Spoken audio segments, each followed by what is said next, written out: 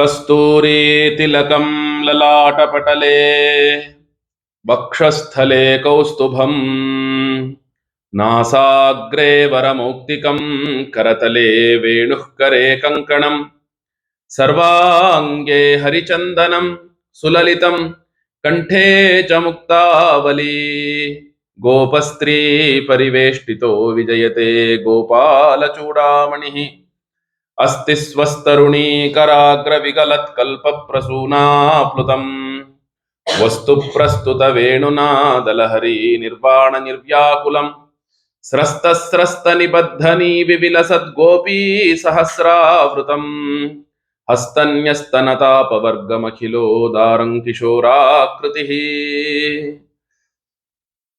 जन्माद्यस्य यतोऽन्वयादितरतश्चार्थेष्वभिज्ञस्वराट् तेने ब्रह्महृदाय आदिकवये मुह्यन्ति यत्सूरयः तेजो वारिमृदा यथा विनिमयो यत्र त्रिसर्गो मृषा धाम्ना स्वेन सदा निरस्तकुहकं सत्यं परं धीमहि धर्मः प्रोज्झितकैतवोऽत्र परमो निर्मत्सराणां सताम् वेद्यं वास्तवमत्र वस्तु शिवदं तापत्रयोन्मूलनम् श्रीमद्भागवते महामुनिकृते किं वा परैरीश्वरः सद्यो हृद्यवरुध्यतेऽत्र कृतिभिः शुश्रूषुभिस्तत्क्षणात् यं प्रौरजन्तमनुपेतमपेतकृत्यं द्वैपायनो विरहकातर आजुहाव पुत्रेति तन्मयतया तरवोऽभिनेदुः तं सर्वभूतहृदयं मुनिम् आनतोऽस्मि। ओं नमो भगवते वासुदेवाय। ओं नमो भगवते वासुदेवाय। ओं नमो नारायणाय। श्रीकृष्ण परब्रह्मणे नमः। श्रीकृष्ण परब्रह्मणे नमः। ಭಗವದ್ಭಕ್ತರಲ್ಲಿ ಸವಿನಯ ವಿಜ್ಞಾಪನೆ. ಪರಮ ಪೂಜ್ಯ ಅದ್ವಯಾನಂದೇಂದ್ರ ಸರಸ್ವತಿ ಮಹಾಸ್ವಾಮಿಗಳವರ ಚರಣ ಕಮಲಗಳನ್ನ ಸ್ಮರಿಸಿಕೊಳ್ಳುತ್ತಾ, ನಿನ್ನೆಯ ದಿನದಿಂದ ಆರಂಭ ಆದಂತಹ ಈ ಭಾಗವತ ಸಪ್ತಾಹ ಜ್ಞಾನ ಯಜ್ಞದಲ್ಲಿ, ಇದು 9 ದಿನ, ನವಾಹ ಸಪ್ತಾಹ ಅಲ್ಲ, 9 ದಿನಗಳ ಪರ್ಯಂತ ನಡೆಯುವಂತಹ ಈ ಜ್ಞಾನ ಯಜ್ಞದಲ್ಲಿ ಇಂದು 2ನೆಯ ದಿನ 3ನೆಯ ಅಧ್ಯಾಯದ 22ನೆಯ ಅಧ್ಯಾಯದಿಂದ, 3ನೆಯ ಸ್ಕಂದದ 22ನೆಯ ಅಧ್ಯಾಯದಿಂದ 5ನೇ ಸ್ಕಂದ 14ನೆಯ ಅಧ್ಯಾಯದವರೆಗೂ ಕೂಡ ಇಂದು ಬೆಳಗ್ಗೆ ಪಾರಾಯಣ ಆದಂಥದ್ದು ಆಗಿದೆ. ಆ ಒಂದು ಭಾಗವನ್ನ ಇವತ್ತು ಪಾರಾಯಣವನ್ನ ಮಾಡಿ, ಮೊದಲೇ ಅಂದುಕೊಂಡ ಹಾಗೆ ಕೃಷ್ಣಾವತಾರದ ದಶಮಸ್ಕಂದದ ವ್ಯಾಖ್ಯಾನ ನಡೀಲಿ ಅಂತ ಆಸೆ ಪಟ್ಟಿದ್ರಿಂದ ನಿನ್ನೆಯ ದಿನ ಪೂರ್ತಿ ಭಾಗವತದ ಪೂರ್ವ ಪೀಠಿಕೆ ಅದನ್ನ ಕೇಳಿ, ಆ ನಂತರ ಕೃಷ್ಣಾವತಾರದ ಸಂದರ್ಭದಲ್ಲಿ ಭಗವಂತನು ಜಗತ್ತಿನಲ್ಲಿ ಅವತಾರ ಮಾಡಬೇಕು ಅಂತ ಆದಾಗ ಜಗತ್ತಿನ ಸ್ಥಿತಿ ಹೇಗಿರಬೇಕು, ಭಗವಂತನು ಏತಕ್ಕಾಗಿ ಅವತರಿಸ್ತಾನೆ, ಯಾವ ಉದ್ದೇಶದಿಂದ ಅವತರಿಸ್ತಾನೆ, ಇದನ್ನ ನಾವುಗಳೆಲ್ಲರೂ ಕೂಡ ನೋಡಬೇಕು, ಕೇಳಬೇಕು ಅನ್ನುವಂತಹ ಒಂದು ಉದ್ದೇಶದಿಂದ ಇವತ್ತಿನ ಒಂದು ಉಪನ್ಯಾಸ ಆರಂಭ ಆಗ್ತಾ ಇದೆ. ವಿಶೇಷವಾಗಿ ಆ ಕೃಷ್ಣನು ಅವತಾರ ಆಗಬೇಕಾದಾಗ ಭಗವಂತನಾದಂತಹ ದೇವಕಿ ಮತ್ತು ವಸುದೇವರ ಅಂಶದಿಂದ ಆ ಭಗವಂತನಾದ ಕೃಷ್ಣ ಜಗತ್ತಿನಲ್ಲಿ ಅವತರಿಸಬೇಕಾದ್ರೆ ಭೂಮಿ ಹೋಗಿ ಕಣ್ಣೀರಿಡ್ತಾಳೆ ಬ್ರಹ್ಮನ ಹತ್ರ. ಏನಂತ? ಬ್ರಹ್ಮ, ಆಗ್ತಾ ಇಲ್ಲಪ್ಪ, ನನ್ನ ಕೈಯಲ್ಲಿ ಆಗ್ತಾ ಇಲ್ಲ, ದಯಮಾಡಿ ನೀನೇ ಅವತರಿಸಿ ಭಗವಂತನ ಅವತಾರ ಆಗುವ ಹಾಗೆ ಮಾಡಿ, ಹೇಗಾದರೂ ಈ ದೃಪ್ತರಾದಂತಹ ದರ್ಪಿಷ್ಠರಾದಂತಹ ಆ ರಾಜರುಗಳೇ ಈ ಭೂಮಿಗೆ ಭಾರವಾಗಿದಾರಪ್ಪ. ಆದ್ದರಿಂದ ಹೇಗಾದರೂ ನೀನು ಆ ಭಗವಂತನ ಒಂದು ಅವತಾರ ಮಾಡುವಂತೆ ನೀನು ಪ್ರಾರ್ಥಿಸಪ್ಪ ಅಂತ ಪ್ರಾರ್ಥನೆ ಮಾಡ್ತಾಳೆ. ಎಲ್ಲರೂ ಭಗವಂತನ ಸಮೀಪಕ್ಕೆ ಹೋಗ್ತಾರೆ, ಭಗವಂತನು ಆಗಲಿ ಅಂತ ಹೇಳ್ತಾನೆ. ಆ ಕೃಷ್ಣಾವತಾರಕ್ಕೆ, ಭಗವಂತನ ಅವತಾರಕ್ಕೆ ಇಡೀ ಲೋಕ ಸಿದ್ಧವಾಗಿದೆ. ಇಡೀ ಲೋಕ ಸಿದ್ಧವಾಗಿದೆ. ಆಗ ಭಗವಂತ ಹೇಳ್ತಾನೆ, ನಾನು ಅವತಾರ ಮಾಡಬೇಕಾದಾಗ ನನಗೆ ಸಹಾಯಕರಾಗಿ ನೀವುಗಳೆಲ್ಲರೂ ಕೂಡ ಗೋಕುಲದಲ್ಲಿ ಗೋಪಾಲಕರಾಗಿ ಜನ್ಮವನ್ನ ತಾಳುವಂಥವರಾಗಿ, ಜನ್ಮವನ್ನ ತಾಳುವವರಾಗಿ, ಹಸುಗಳಾಗಿ ಜನ್ಮವನ್ನ ತಾಳುವವರಾಗಿ, ಗೋಪಾಲಕರು ಗೋಪಿಕೆಯರಾಗಿ ಜನ್ಮವನ್ನ ತಾಳಿ ಅಂತ ಹೇಳ್ತಾನೆ. ಇತ್ತ ಏನಾಗುತ್ತೆ ಅಂದ್ರೆ, ಯದುಕುಲಕ್ಕೆ ಒಬ್ಬ ಶೂರಸೇನ ಅನ್ನುವಂತಹ ಒಬ್ಬ ರಾಜ ಇರ್ತಾನೆ. ಆ ಶೂರಸೇನ ರಾಜನಿಗೆ ಅವನು ಒಂದು ಮಾಂಡಲಿಕ, ಶೂರಸೇನ ಒಬ್ಬ ಮಾಂಡಲಿಕ, ಚಿಕ್ಕ ಪಟ್ಟಣದ ಒಡೆಯ ಆಗಿರ್ತಾನೆ. ಅವನು ತನ್ನ ಮಗನಾದಂತಹ ವಸುದೇವನಿಗೆ ಉಗ್ರಸೇನನ ಮಗಳನ್ನ ಕೊಟ್ಟು ವಿವಾಹವನ್ನ ಮಾಡ್ತಾನೆ. ಉಗ್ರಸೇನನ ಮಗಳು ದೇವಕಿ. ಉಗ್ರಸೇನನಿಗೆ ಇಬ್ಬರು ಮಕ್ಕಳು, ಕಂಸ ಮತ್ತು ದೇವಕಿ. ಉಗ್ರಸೇನನ ಮಗಳನ್ನ ಕೊಟ್ಟು ವಿವಾಹವನ್ನ ಮಾಡ್ತಾರೆ. ಆ ಶೂರಸೇನನು ಮಥುರಾ ಮಂಡಲವನ್ನ ಆಳ್ತಿರ್ತಾನೆ. ಹೇಳ್ತಾರೆ, ಮಥುರಾ ಮಂಡಲ ಅಂದ್ರೆ ಯಾವ್ದಪ್ಪ ಅಂದ್ರೆ ನಿತ್ಯಂ ಸನ್ನಿಹಿತೋ ಹರಿಹಿ ಅಂತ. ಮಥುರೆಯೊಳಗೆ ಯಾವಾಗಲೂ ಕೂಡ ಹರಿಯು ವಾಸ ಮಾಡಿಕೊಂಡಿರ್ತಾನೆ ಅಂತ ಹೇಳ್ತಾರೆ. ಅಂತಹ ಒಬ್ಬ ಹರಿ, ಆ ಹರಿಯ ವಾಸಸ್ಥಾನವಾಗಿರುವಂತಹ ಮಥುರಾ ಮಂಡಲದಲ್ಲಿ ಚೆನ್ನಾಗಿ ಆ ಯದುವಂಶೀಯರಿಗೂ ಹಾಗೂ ಆ ಶೂರಸೇನನ ಮಗನಿಗೂ ಮತ್ತು ಉಗ್ರಸೇನನ ಮಗಳಿಗೂ ಕೂಡ ವಿವಾಹ ಆಗತ್ತೆ. ನೋಡಿ, ಆ ಉಗ್ರಸೇನನ ಮಗ ಕಂಸ ತನ್ನ ತಂಗಿಗೆ ಖುಷಿಯಾಗಲಿ ಅನ್ನುವಂತಹ ಏಕಮಾತ್ರ ವಿಚಾರದಿಂದ ಅವಳಿಗೆ ಬಳುವಳಿಯಾಗಿ ಅನೇಕ ಉಡುಗೊರೆಯನ್ನ ಕಳಿಸ್ತಿರ್ತಾನೆ. ದಿಬ್ಬಣ ಅಂತ ಹೇಳ್ತೇವೆ ನಾವು, ಮದುವೆಯ ದಿಬ್ಬಣ ಅಂತ. ಆ ದಿಬ್ಬಣದಲ್ಲಿ ಅನೇಕ ಉಡುಗೊರೆಯನ್ನ ಅವನು ಕಳಿಸ್ತಾನೆ. ಹೇಳ್ತಾಳೆ, ನೋಡಿ ಏನೇನ್ ಕೊಟ್ಟಿದ್ನಪ್ಪ ಅಂದ್ರೆ, ಚಿನ್ನದ ಹಾರಗಳಿಂದ ಅಲಂಕೃತಗೊಂಡಂತಹ 400 ಆನೆಗಳನ್ನ ಕೊಟ್ಟಿದ್ದಂತೆ. ನಂತರ 15,000 ಕುದುರೆಗಳನ್ನ, 1800 ರಥಗಳನ್ನ, 1800 ರಥಗಳನ್ನ, ಅದೇ ರೀತಿಯಾಗಿ ದೇವಕಿಗೆ ಸೇವೆ ಮಾಡಿಕೊಂಡಿರ್ಲಿ ಅಂತ, ದೇವಕಿಗೆ ಸೇವೆಯನ್ನ ಮಾಡಿಕೊಂಡಿರ್ಲಿ ಅಂತ 200 ಜನ ಹೆಣ್ಣು ಮಕ್ಕಳನ್ನ ಇಲ್ಲಿಂದ ಕಳಿಸ್ತಾ ಇದ್ದಾನೆ. ಯಾರು? ಕಂಸನು ತನ್ನ ತಂಗಿಯ ಜೊತೆಗೆ ಬಳುವಳಿಯಾಗಿ ಕಳಿಸ್ತಿದ್ದಾನೆ. ಹೇಗೆ ತಗೊಂಡು ಹೋಗ್ತಿದ್ರು? ಆ ವಧು ವರರಿಬ್ಬರೂ ಕೂಡ ಪ್ರಯಾಣ ಮಾಡಬೇಕಾದಾಗ ಶಂಖ, ಬೇರಿ, ಮೃದಂಗ, ದುಂದುಭಿ ಎಲ್ಲವೂ ಏಕಕಾಲದಲ್ಲಿ ಮೊಳಗುತ್ತಾ ಇತ್ತಂತೆ. ಅಷ್ಟು ಸಂತೋಷ ಭರಿತವಾಗಿ ಪ್ರಯಾಣವನ್ನ ಮಾಡಬೇಕಾದಾಗ ಏನಾಯ್ತು ಅಂದ್ರೆ, ಒಂದು ಅಶರೀರವಾಣಿ ನುಡಿಯಿತು. ಅಶರೀರವಾಣಿ ಅಂದ್ರೆ ಏನು? ಆಕಾಶವಾಣಿ. ಪ್ರತ್ಯಕ್ಷವಾಗಲ್ಲ, ಕೇವಲ ಶಬ್ದ ಮಾತ್ರ ಕೇಳಿಸುತ್ತೆ. ಏನಂತ ಕೇಳಿಸ್ತು? ಪತಿ ಪ್ರಗ್ರಹಿಣಂ ಕಂಸಂ ಆಭಾಷ್ಯ ಆಹ ಅಶರೀರವಾಕ್ ಅಸ್ಯಾಸ್ತ್ವಾಂ ಅಷ್ಟಮೋ ಗರ್ಭ ಹಂತಾಯಾಂ ವಹಸೆ ಅಬುಧ. ನೋಡಿ, ಹೀಗೆ ಬಾಜಾ ಭಜಂತ್ರಿಗಳ ಜೊತೆಗೆ ಕರೆದುಕೊಂಡು ಹೋಗಬೇಕಾದ್ರೆ ಆ ಕಂಸನು ಆ ರಥವನ್ನ ನುಡಿಸಿಕೊಂಡು ಹೋಗ್ಬೇಕಾದಾಗ ಏನಾಯ್ತು ಅಂದ್ರೆ, ಕಂಸನನ್ನ ಸಂಬೋಧಿಸಿ ಒಂದು ಅಶರೀರ ವಾಣಿ ನಡೀತು. ಏನಂತ ಹೇಳಿದ್ರು? ಅಬುಧ, ಮೂರ್ಖ, ಮುಠಾಳ. ನೋಡಿ ಹೇಗಿದೆ ಕಂಸನಿಗೆ ಅಶರೀರ ವಾಣಿ. ಅಬುಧ, ಮೂರ್ಖ, ಮುಟ್ಟಾಳ. ಏನಂತ ಅಂದ್ರೆ, ಇಷ್ಟೊಂದು ಸಂಭ್ರಮದಿಂದ ಯಾವ ನಿನ್ನ ತಂಗಿಯನ್ನ ನೀನು ಬೀಳ್ಕೊಡ್ತಾ ಇದೆಯೋ, ಇಷ್ಟೊಂದು ಸಂಭ್ರಮದಿಂದ ನಿನ್ನ ತಂಗಿಯನ್ನ ನೀನು ಕಳಿಸ್ಕೊಡ್ತಾ ಇದೆಯಲ್ಲ, ದಿಬ್ಬಣ ನೀನೇ ಸಾರಥಿಯಾಗಿ ಕಳಿಸಿಕೊಡ್ತಾ ಇದೆಯಲ್ಲಪ್ಪ. ಹೀಗಿದ್ದಾಗ ಏನು ಅಂದ್ರೆ, ಈ ನಿನ್ನ ತಂಗಿಯ 8ನೆಯ ಗರ್ಭದಿಂದಲೇ ನಿನಗೆ ಮೃತ್ಯು ಅಪ್ಪ ಅಂತ ಹೇಳ್ಬಿಡ್ತು. ಈ ತಂಗಿಯಲ್ಲಿ ಹುಟ್ಟಿದಂತಹ 8ನೆಯ ಗರ್ಭದಿಂದಲೇ ನಿನಗೆ ಮೃತ್ಯು ಅನ್ನುವಂಥದ್ದು ಆಗತ್ತೆ ಅಂತ ಅಶರೀರವಾಣಿ ನುಡಿದು ಬಿಟ್ಟು. ನೋಡಿ, ಈ ಒಂದು ಮಾತನ್ನ ಕೇಳಿದ ತಕ್ಷಣವೇ ಅಷ್ಟೊಂದು ಸಂಭ್ರಮದಿಂದ ತಂಗಿಯ ಮೇಲೆ ಅತ್ಯಂತ ಪ್ರೀತಿಯಿಂದ ಕರೆದುಕೊಂಡು ಹೋಗ್ತಿದ್ದಂತಹ ಕಂಸ ಈ ಒಂದೇ ಒಂದು ಶಬ್ದವನ್ನ ಕೇಳಿದ ತಕ್ಷಣ ಏನಾಗ್ಬಿಡ್ತಪ್ಪ ಅಂದ್ರೆ, ಇತ್ಯುಕ್ತ ಖಲಃ ಪಾಪಃ ಭೋಜಾನಾಂ ಕುಲಪಾಂಸನಃ ಭಗಿನೀಂ ಹಂತುಮಾರಬ್ಧ ಖಡ್ಗಪಾಣಿ ಕಚೇ ಗ್ರಹೀತ್. ಆ ಕಂಸ ಮೊದಲಿಂದಲೂ ಮಹಾಪಾಪಿಯಾಗಿದ್ದಂತೆ. ಅವನ ದುಷ್ಟತನಕ್ಕೆ ಎಲ್ಲೇ ಅನ್ನುವಂಥದ್ದೇ ಇರಲಿಲ್ಲ.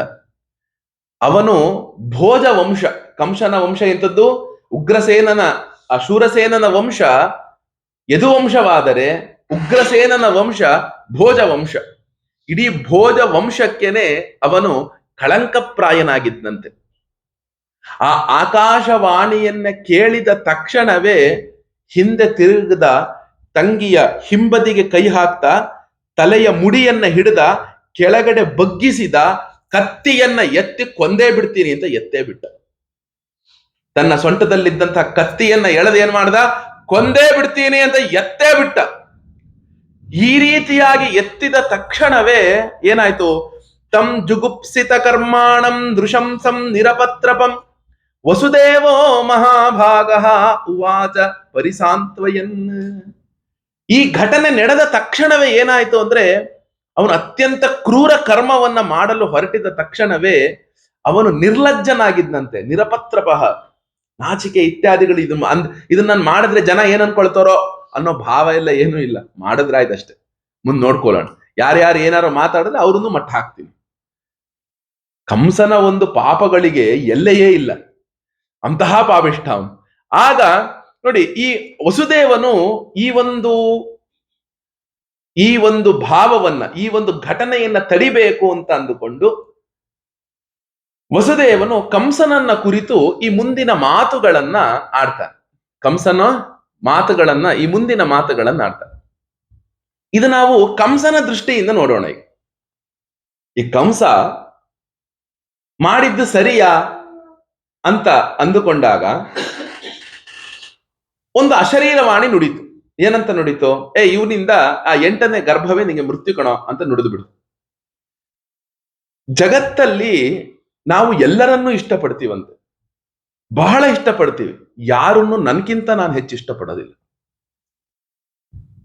ನನಗೆ ಮಗ ಅಂದ್ರೆ ಇಷ್ಟ, ನನಗೆ ಹೆಂಡತಿ ಅಂದ್ರೆ ಇಷ್ಟ, ನನಗೆ ಅಪ್ಪ ಅಂದ್ರೆ ಇಷ್ಟ, ನನಗೆ ಅಮ್ಮ ಅಂದ್ರೆ ಇಷ್ಟ, ನನಗೆ ಮನೆ ಅಂದ್ರೆ ಇಷ್ಟ, ನನಗೆ ಮೊಬೈಲ್ ಅಂದ್ರೆ ಇಷ್ಟ, ಇನ್ನೊಂದಂದ್ರೆ ಇಷ್ಟ, ಮತ್ತೊಂದ್ರಂದ್ರೆ ಇಷ್ಟ, ಎಲ್ಲ ಇಷ್ಟ. ಆದರೆ ಯಾವುದೂ ಕೂಡ ನನಗಿಂತ ಇಷ್ಟ ಅಲ್ಲ. ಎಲ್ಲಕ್ಕಿಂತ ಇಷ್ಟ ನನಗೆ ನಾನು, ಆಮೇಲೆ ಎಲ್ಲ. ನನಗೆ ತೊಂದರೆ ಆಗತ್ತೆ ಅಂದ್ರೆ ನಾನು ಯಾವುದನ್ನೂ ಸಹಿಸಿಕೊಳ್ಳೋದಿಲ್ಲ. ಅವನು ರಾಜ ಕಂಸನು. ಇವನಿಂದ ನಿನಗೆ ಮೃತ್ಯು ಅಂತ ಹೇಳಿದ ತಕ್ಷಣ ಏತಕ್ಕೆ ಅವನು ಬಿಡಬೇಕು? ನಾನು ನಿನ್ನನ್ನು ಇಷ್ಟಪಡ್ತಿದ್ದೀನಿ, ಯಾಕೆ ಅಂದ್ರೆ ನಾನು ಇದೀನಿ, ಅದಕ್ಕೆ. ನಿನ್ನಿಂದ ನಾನೇ ಹೋಗ್ತೀನಿ ಅಂದ್ರೆ ನಿನ್ನನ್ನು ಯಾಕೆ ಇಟ್ಕೋಬೇಕು ನಾನು? ಆಗ ಏನಾಯ್ತು ಅಂದ್ರೆ, ವಸುದೇವನು ಹೇಳ್ತಾನೆ ನೋಡಿ, ತುಂಬಾ ಚೆನ್ನಾಗಿ ಈ ಮುಂದಿನ ಮಾತುಗಳನ್ನ ಹೇಳ್ತಾನೆ. ಶ್ಲಾಘನೀಯ ಗುಣಶೂರೈಹಿ ಭವಾನ್ ಭೋಜ ಯಶಸ್ಕರಃ ಸಕಥಂ ಭಗಿನೀಂ ಹನ್ಯಾತ್ ಸ್ತ್ರಿಯಂ ಉದ್ವಾಹ ಪರ್ವಣಿ. ರಾಜಕುಮಾರ ಕಂಸ, ನೀನು ನಿನ್ನ ಗುಣಗಳನ್ನ ಶೂರರು ಹೊಗಳ್ತಾರಪ್ಪ.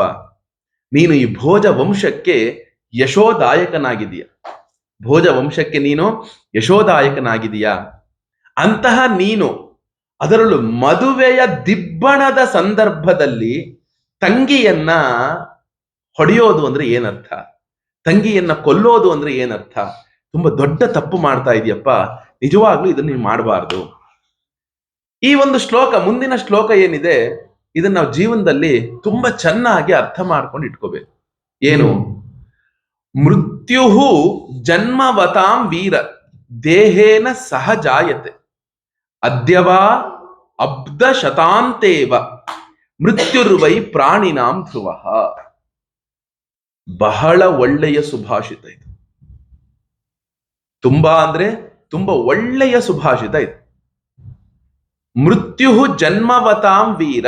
ಈ ಲೋಕದಲ್ಲಿ ಯಾವ ವಸ್ತು ಹುಟ್ಟಿದೆಯೋ ಆ ಹುಟ್ಟಿದ ಎಲ್ಲಾ ವಸ್ತುಗಳಿಗೂ ಕೂಡ ಮೃತ್ಯು ಅನ್ನುವಂಥದ್ದು ಸಿದ್ಧವಾಗಿರೋದು. ಮೃತ್ಯುವನ್ನ ದಾಟಿದ್ಯಾರಿದ್ದಾರೆ? ಯಾರು ಇದೆಯೇನೋ? ಮೃತ್ಯುವನ್ನ ದಾಟಿದ್ಯಾರು ಇದೆಯಾ? ಇಲ್ಲ. ಆ ಮೃತ್ಯು ಅನ್ನುವನ್ನ ದಾಟಿದಂಥದ್ದು ಯಾರೂ ಇಲ್ಲ. ಅದು ಸಿದ್ಧವಾಗಿದೆ. ಏನು? ಮೃತ್ಯು ಅನ್ನೋದು ಸಿದ್ಧವಾಗಿದೆಯಪ್ಪ. ಯಾವ ವಸ್ತು ಹುಟ್ಟತ್ತೋ ಅದರ ಹಿಂದೆ ಫಾಲೋ ಮಾಡ್ಕೊಂಡು ಯಾವ್ದಾದ್ರು ಬರುತ್ತೆ ಅಂದ್ರೆ ಅದು ಮೃತ್ಯು ಮಾತ್ರ ಅಂತ. ಹೌದು, ನಾನು ಇನ್ನು 100 ವರ್ಷ ಇರ್ಲಿ, 10 ವರ್ಷ ಇರ್ಲಿ, 500 ವರ್ಷ ಇರ್ಲಿ, ಒಂದು ವಸ್ತು ಹುಟ್ಟಿದೆ ಅಂದ್ರೆ ಆ ವಸ್ತು ಕೊನೆ ಅನ್ನೋದು ಉಂಟೆ ಉಂಟು. ಕೇವಲ ಕೊನೆ ಇಲ್ಲದೆ ಯಾವ ವಸ್ತುಗಳು ಇಲ್ಲ, ಹಾಗೆ ಇರುತ್ತೆ ಅನ್ನೋದು ಇಲ್ವೇ ಇಲ್ಲ. ಆ ನಂತರ ಎಂಥದ್ದು ನೋಡಿ, ಆ ಮೃತ್ಯು ಅನ್ನೋದು ಇವತ್ತೇ ಬರ್ಬೋದು, ಇಲ್ಲ 100 ವರ್ಷ ಆದ ಮೇಲೆ ಬರ್ಬೋದು. ಆದರೆ ಮೃತ್ಯುರ್ವೈ ಪ್ರಾಣಿನಾಂ ಧ್ರುವ. ಧ್ರುವ ಅಂದ್ರೇನು? ನಿಶ್ಚಿತ ಅಂತ, ನಿಶ್ಚಿತವಾಗಿರೋದು. ನಿನಗೇನ್ ಹೇಳ್ತಾ ಇದೆ? ಇವಳ 8ನೆಯ ಗರ್ಭದಿಂದ ಮೃತ್ಯು ಅಂತ ಹೇಳ್ತಾ ಇದ್ದೀನಿ. ಕರೆಕ್ಟಾ? ಈಗ ನಾನು ಹುಟ್ಟಿದ್ದೀನಿ ಅಂದ್ರೆ ನಾನು ಹಿಂಗೆ ಇರ್ತೀನ? ಇಲ್ಲ, ಒಂದಲ್ಲ ಒಂದಿನ ಹೋಗ್ಲೇಬೇಕು. ನೀನು ಹುಟ್ಟಿದೀಯ, ಮೃತ್ಯು ಅನ್ನೋದು ಸಿದ್ಧವಾಗಿದೆ. ಈ ದೇಹವು ಪಂಚಭೂತಗಳಲ್ಲಿ ಲೀನವಾಗಿ ಹೋದಾಗ ಈ ಜೀವನು ಅಸ್ವತಂತ್ರನಾಗಿ ತನ್ನ ಕರ್ಮಕ್ಕನುಗುಣವಾಗಿ ಏನ್ ಮಾಡ್ತಾನೆ? ಈ ಶರೀರವನ್ನ ಬಿಟ್ಟು ಇನ್ನೊಂದು ಶರೀರವನ್ನ ಹೊಂದಿಯೇ ಹೊಂದುತ್ತಾನೆ. ಅದಕ್ಕೆ ಎಂತಹ ಉದಾಹರಣೆಯನ್ನ ಕೊಡ್ತಾರಪ್ಪ ಅಂದ್ರೆ, ಒಂದು ಜಿಗಣೆಯ ಉದಾಹರಣೆಯನ್ನ ಕೊಡ್ತಾರೆ. ಜಿಗಣೆ ಹುಳು ಅಂತ ಒಂದಿರುತ್ತಂತೆ, ಅದು ಈ ಮಲ್ನಾಡ್ ಕಡೆಗೆ ಬರುತ್ತದೆ. ಅದು ನಡೆಯೋದು ಹೇಗೆ ನಡೆಯುತ್ತೆ ಅಂದ್ರೆ, ಹೀಗಿರುತ್ತಲ್ಲ, ಹೀಗಿಂದ ಹೀಗೆ ಹೋಗುತ್ತೆ, ಇದನ್ನ ಹಿಡ್ಕೊಳತ್ತದು, ಆಮೇಲೆ ಹಿಂದಿಂದ ಬಿಡತ್ತೆ, ಮತ್ ಮುಂದಿಂದ ಹಿಡ್ಕೊಳತ್ತೆ, ಮತ್ ಹಿಂದಿಂದ ಬಿಡತ್ತೆ. ಮುಂದಿಂದನ ಹಿಡ್ಕೊಳ್ಳದೆ ಹಿಂದಿಂದ ಬಿಡಲ್ಲ. ಮುಂದಿಂದ ಅದಕ್ಕೆ ಗ್ರಿಪ್ ಇದೆ ಅನ್ನೋ ತನಕನು ಹಿಂದಿಂದ ಬ್ಯಾಲೆನ್ಸ್ ಬಿಡಲ್ಲ. ಹಾಗೆ ಈ ಪ್ರಪಂಚದಲ್ಲಿ ಎಲ್ಲರೂ ಕೂಡ ಈ ಶರೀರವನ್ನ ನಾನು ಬಿಡ್ತೀನಿ ಅಂದ್ರೆ ಮುಂದೆ ನಾನು ಯಾವ ಶರೀರವನ್ನ ಪಡಿತೀನಿ ಅಂತ ಈ ಜೀವ ಗಟ್ಟಿಯಾದಾಗ ಈ ಶರೀರವನ್ನು ಬಿಡ್ತಾನಂತ. ಹಂಗೆ ಸುಮ್ಮನೆ ಹಾಗೆ ಬಿಟ್ಟುಬಿಟ್ಟೆ, ನಾನು ಹೋಗ್ಬಿಟ್ಟೆ ಇಲ್ಲ, ಮತ್ತವನು ಸುತ್ತು ಬಿಟ್ಟ, ಅದು ಏನು? ಪ್ರಾರಬ್ಧಕ್ಕನುಗುಣವಾಗಿ. ಸುಮ್ನೆ ನೀನ್ ತಗೊಂಡೋಗಿ ಹಸು ಜನ್ಮಕ್ಕೆ ಹಾಕ್ದೆ, ಸುಮ್ನೆ ನೀನ್ ತಗೊಂಡೋಗಿ ಹಂದಿ ಜನ್ಮಕ್ಕೆ ಹಾಕ್ದೆ, ಸುಮ್ನೆ ಮರಗಿಡ ಬಳ್ಳಿಗಳಿಗೆ ಹುಟ್ಟದೆ. ನೀನು ಮಾಡಿದ್ದನ್ನ ನೀನು ಅನುಭವಿಸಬೇಕೇ ಹೊರತು ನೀನು ಮಾಡಿದ್ದನ್ನ ಬೇರೆಯವರು ಅನುಭವಿಸ್ತಾರೆ ಅನ್ನೋದು ಇಲ್ವೇ ಇಲ್ಲ. ನೀನೇ ಅನುಭವಿಸ್ಬೇಕದನ್ನು. ಆ ನಂತರ ಎಂತದ್ದು ಅಂದ್ರೆ, ಅವನು ಹೇಳ್ತಾನೆ, ಸ್ವಪ್ನೇ ಯಥಾ ಪಶ್ಯತಿ ದೇಹಮೀದೃಶಂ ಮನೋರಥೇನ ಅಭಿನಿವಿಷ್ಟ ಚೇತನಃ ದೃಷ್ಟಶ್ರುತಾಭ್ಯಾಂ ಮನಸಾನುಚಿಂತಯನ್ ಪ್ರಪದ್ಯತೆ ತತ್ಕಿಮಪಿ ಹ್ಯಪಸ್ಮೃತಿ. ನೋಡಿ, ಒಬ್ಬ ಮನುಷ್ಯನು ಒಂದು ಅವಸ್ಥೆಯೊಳಗೆ, ಒಬ್ಬ ಮನುಷ್ಯ ಒಬ್ಬ ಜೀವನದಲ್ಲಿ ಎಚ್ಚರದೊಳಗೆ ಏನೇನನ್ನ ಅವನು ನೋಡ್ತಾನೆ, ಜಾಗೃತ ಅವಸ್ಥೆಯಲ್ಲಿ ಈ ಎಲ್ಲ ಐಶ್ವರ್ಯ ಇತ್ಯಾದಿಗಳನ್ನೆಲ್ಲ ನೋಡಿ ಆ ಇಂದ್ರಿಯಗಳ ಐಶ್ವರ್ಯವನ್ನ ಕೇಳಿ ಏನ್ ಮಾಡ್ತಾನೆ ಅಂದ್ರೆ, ಅದನ್ನೇ ಚಿಂತಿಸ್ತಾ ಚಿಂತಿಸ್ತಾ ಚಿಂತಿಸ್ತಾ ಅವನು ತನ್ನ ಇಡೀ ಜೀವನವನ್ನೆಲ್ಲವನ್ನು ಕೂಡ ಕಳೆದುಕೊಂಡು ಬಿಡ್ತಾನಂತ. ನಾವು ಈ ಪ್ರಪಂಚದ ವಿಷಯ ಸುಖದಲ್ಲಿ ಮುಳುಗಿಕೊಂಡವರಾಗಿ, ನಾನು ಏನಕ್ಕೆ ಹುಟ್ಟಿದ್ದೇನೆ, ನಾನು ಏನಕ್ಕೆ ಬಂದಿದ್ದೇನೆ, ಇದನ್ನ ನಾನು ಮರೆತವನಾಗಿ ಏನ್ ಮಾಡ್ಬಿಡ್ತೇನೆ, ಅವನು ಎಲ್ಲಾ ಒಂದು ಆಸೆಯನ್ನು ಆ ಪರಮಾತ್ಮನನ್ನ ನಾನು ತಿಳಿದುಕೊಳ್ಳಬೇಕು ಎಂಬ ಭಾವವನ್ನೂ ಕೂಡ ಬಿಟ್ಟವನಾಗಿ ಅವನು ತನ್ನ ಜೀವನವನ್ನ ಕಳೀತಾ ಬರ್ತಾನೆ. ಹೀಗಿದ್ದಾಗ ಏನಾಗುತ್ತೆ ಅಂದ್ರೆ, ಅವನು ಮತ್ತೆ ಈ ಜನ್ಮದಲ್ಲಿ ಅವನೇನ್ ಮಾಡ್ತಾನೆ? ಕರ್ಮವನ್ನ ಮಾಡ್ತಾನೆ. ಆ ಕರ್ಮವು ಪಾಪ ಪುಣ್ಯಗಳದ್ದಾಗಿರುತ್ತೆ. ಆಯಾ ಪಾಪ ಪುಣ್ಯಗಳನ್ನ ಅನುಭವಿಸಕ್ಕೆ ಮತ್ತೊಂದು ಜನ್ಮವನ್ನ ಪಡಿತಿರ್ತಾನಪ್ಪ. ಹೀಗಿರೋದ್ರಿಂದ ಬಹಳ ಕಷ್ಟ ಈ ಮೃತ್ಯುವನ್ನ ದಾಟೋದು ಅನ್ನುವಂಥದ್ದು. ಆದ್ರಿಂದ ನಾವೆಲ್ಲರೂ ಕೂಡ ಮೃತ್ಯುವಿಗೆ ತುತ್ತು ಆಗಿಯೇ ಆಗ್ತೀವಿ. ಕೊನೆಗೆ ಹೇಳ್ತಾನೆ, ಏಷ ತವಾನುಜ ಬಾಲಾ ಕೃಪಣಾ ಪುತ್ರಿಕೋಪಮ ಹಂತುಂ ನಾರ್ಹಸಿ ಕಲ್ಯಾಣಿ ಇಮಾಂ ತ್ವಾಂ ದೀನವತ್ಸಲಃ. ಕಂಸನೇ, ನಿನ್ನ ತಂಗಿಯಾದಂತಹ ಇವಳು ಇನ್ನು ಚಿಕ್ಕ ಹುಡುಗಿಯಾಗಿದ್ದಾಳೆ, ದೀನಳಾಗಿದ್ದಾಳೆ. ಅದಷ್ಟೇ ಅಲ್ಲ, ಇವಳು ನಿನ್ನ ಮಗಳಿಗೆ ಸಮನಾಗಿದ್ದಾಳೆ. ದೇವಕಿ ಅಣ್ಣನಿಗೆ ತಂಗಿ ಮಗಳಿಗೆ ಸಮ ಅಂತೆ. ಅವಳನ್ನ ಅಷ್ಟು ಪ್ರೀತಿಯಿಂದ ನೋಡ್ಕೋಬೇಕು ಅಂತ. ಆಕೆಗೆ ಏನ್ ಬೇಕು, ಏನ್ ಬೇಡ. ಯಾಕಂದ್ರೆ ತಂದೆ ತಾಯಿಗಳ ಹತ್ರ ಹೇಳ್ಕೊಳ್ಳುವಂತಹ ಎಷ್ಟೋ ವಿಷಯಗಳನ್ನ ಅಣ್ಣಂದ್ರ ಹತ್ರ ಹೇಳ್ಕೊತಾಳಂತೆ. ಯಾಕಂದ್ರೆ ಅಯ್ಯೋ, ತಂದೆ ತಾಯಿ ದುಃಖ ಪಡ್ಕೊಬಿಡ್ತಾಳೆ. ಹೀಗಿದ್ದಾಗ ಅಂತಹ ಒಂದು ದೇವಕಿ ನಿನಗೆ ಮಗಳಿಗೆ ಸಮನಾಗಿದ್ದಾಳಪ್ಪ. ಇನ್ನೂ ಕೂಡ ಏನೋ ಅವಳ ಕೈಯೊಳಗೆ, ಅವಳ ಮೈ ಮೇಲೆ ಆ ಮದುವೆಯ ಗುರುತುಗಳು ಇನ್ನೂ ಕೂಡ ಕಳೆದೇ ಇಲ್ಲ. ಕೈಯಲ್ಲಿ ಇನ್ನು ಮದರಂಗಿ ಹಂಗೆ ಇದೆ, ಹಣೆ ತುಂಬ ಸಿಂಧೂರ ಇದೆ, ಇನ್ನು ಮದುವೆಯ ಮಾಲೆಗಳನ್ನ ಹಾಕೊಂಡಿದ್ದಾರೆ, ಇನ್ನು ಆ ವಸ್ತ್ರಗಳು ಇದೆ. ನೋಡಿ, ಮದುವೆ ಗಂಡು ಹೆಣ್ಣು ಅಂತ ಅವಳು ಆಭೂಷಣಗಳು ನೋಡೇ ನಾವು ಹೇಳ್ಬಿಡ್ಬೋದು. ಈಗ ನಾವು ಹಂಗೆ ಹಾಕೊಂಡು ಓಡಾಡ್ತೀವಿ ನಿತ್ಯ ಜೀವನದಲ್ಲಿ ಹೊರಗಡೆ ಎಲ್ಲ, ಅದು ಅವತ್ತಿನ ದಿನ ಮಾತ್ರವೇ. ಕೆಲವೊಂದು ಚಿಹ್ನೆಗಳನ್ನ ನಮಗೆ ಹಾಕಿರ್ತಾರೆ, ಒಂದು ಪೇಟ ಹಾಕಿರ್ತಾರೆ, ಬಾಸಿಂಗ ಕಟ್ಟಿರ್ತಾರೆ, ಇವೆಲ್ಲವನ್ನು ಕೂಡ ಮಾಡಿರ್ತಾರೆ. ಇನ್ನೂ ಕೂಡ ಆ ಮದುವೆಯ ಚಿಹ್ನೆಗಳೇ ಇವಳ ಮೈಯಿಂದ ಆರಿಲ್ಲಪ್ಪ. ಹೀಗಿದ್ದಾಗ ಏನಾಯ್ತು ಅಂದ್ರೆ, ಈ ರೀತಿ ಇದ್ದಾಗ ಏನಾಯ್ತು ಅಂದ್ರೆ, ನೀನು ಈಗ ಇಂತಹ ದೀನವತ್ಸಲನಾದಂತಹ ಬಡಪಾಯಿಯನ್ನ ಕೊಲ್ಲೋದು ಒಳ್ಳೇದಲ್ಲಪ್ಪ ಅಂತ ಹೇಳಿ ಆ ಕಂಸನಿಗೆ ಸಾಮ ದಾನ ಭೇದ ಮುಂತಾದಂತಹ ಉಪದೇಶಗಳನ್ನ ಅವನು ಮಾಡ್ತಾನೆ.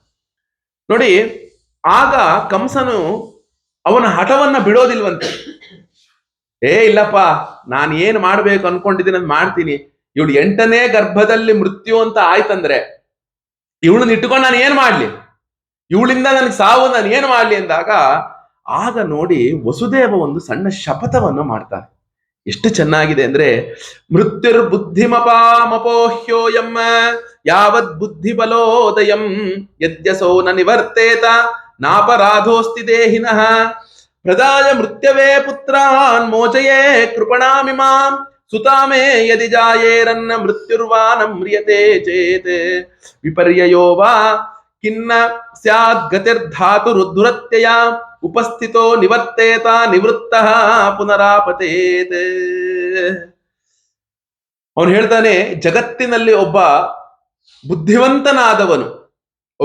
ಬುದ್ಧಿವಂತನಾದವನು ತನ್ನ ಬುದ್ಧಿಶಕ್ತಿ ಎಷ್ಟಿದೆಯೋ, ಶರೀರದ ಶಕ್ತಿ ಎಷ್ಟಿದೆಯೋ ಅಲ್ಲಿಯವರೆಗೂ ಕೂಡ ಮೃತ್ಯುವನ್ನ ಮುಂದಕ್ಕೆ ಹಾಕುವುದಕ್ಕೆ ಪ್ರಯತ್ನವನ್ನ ಪಡಬೇಕಂತೆ.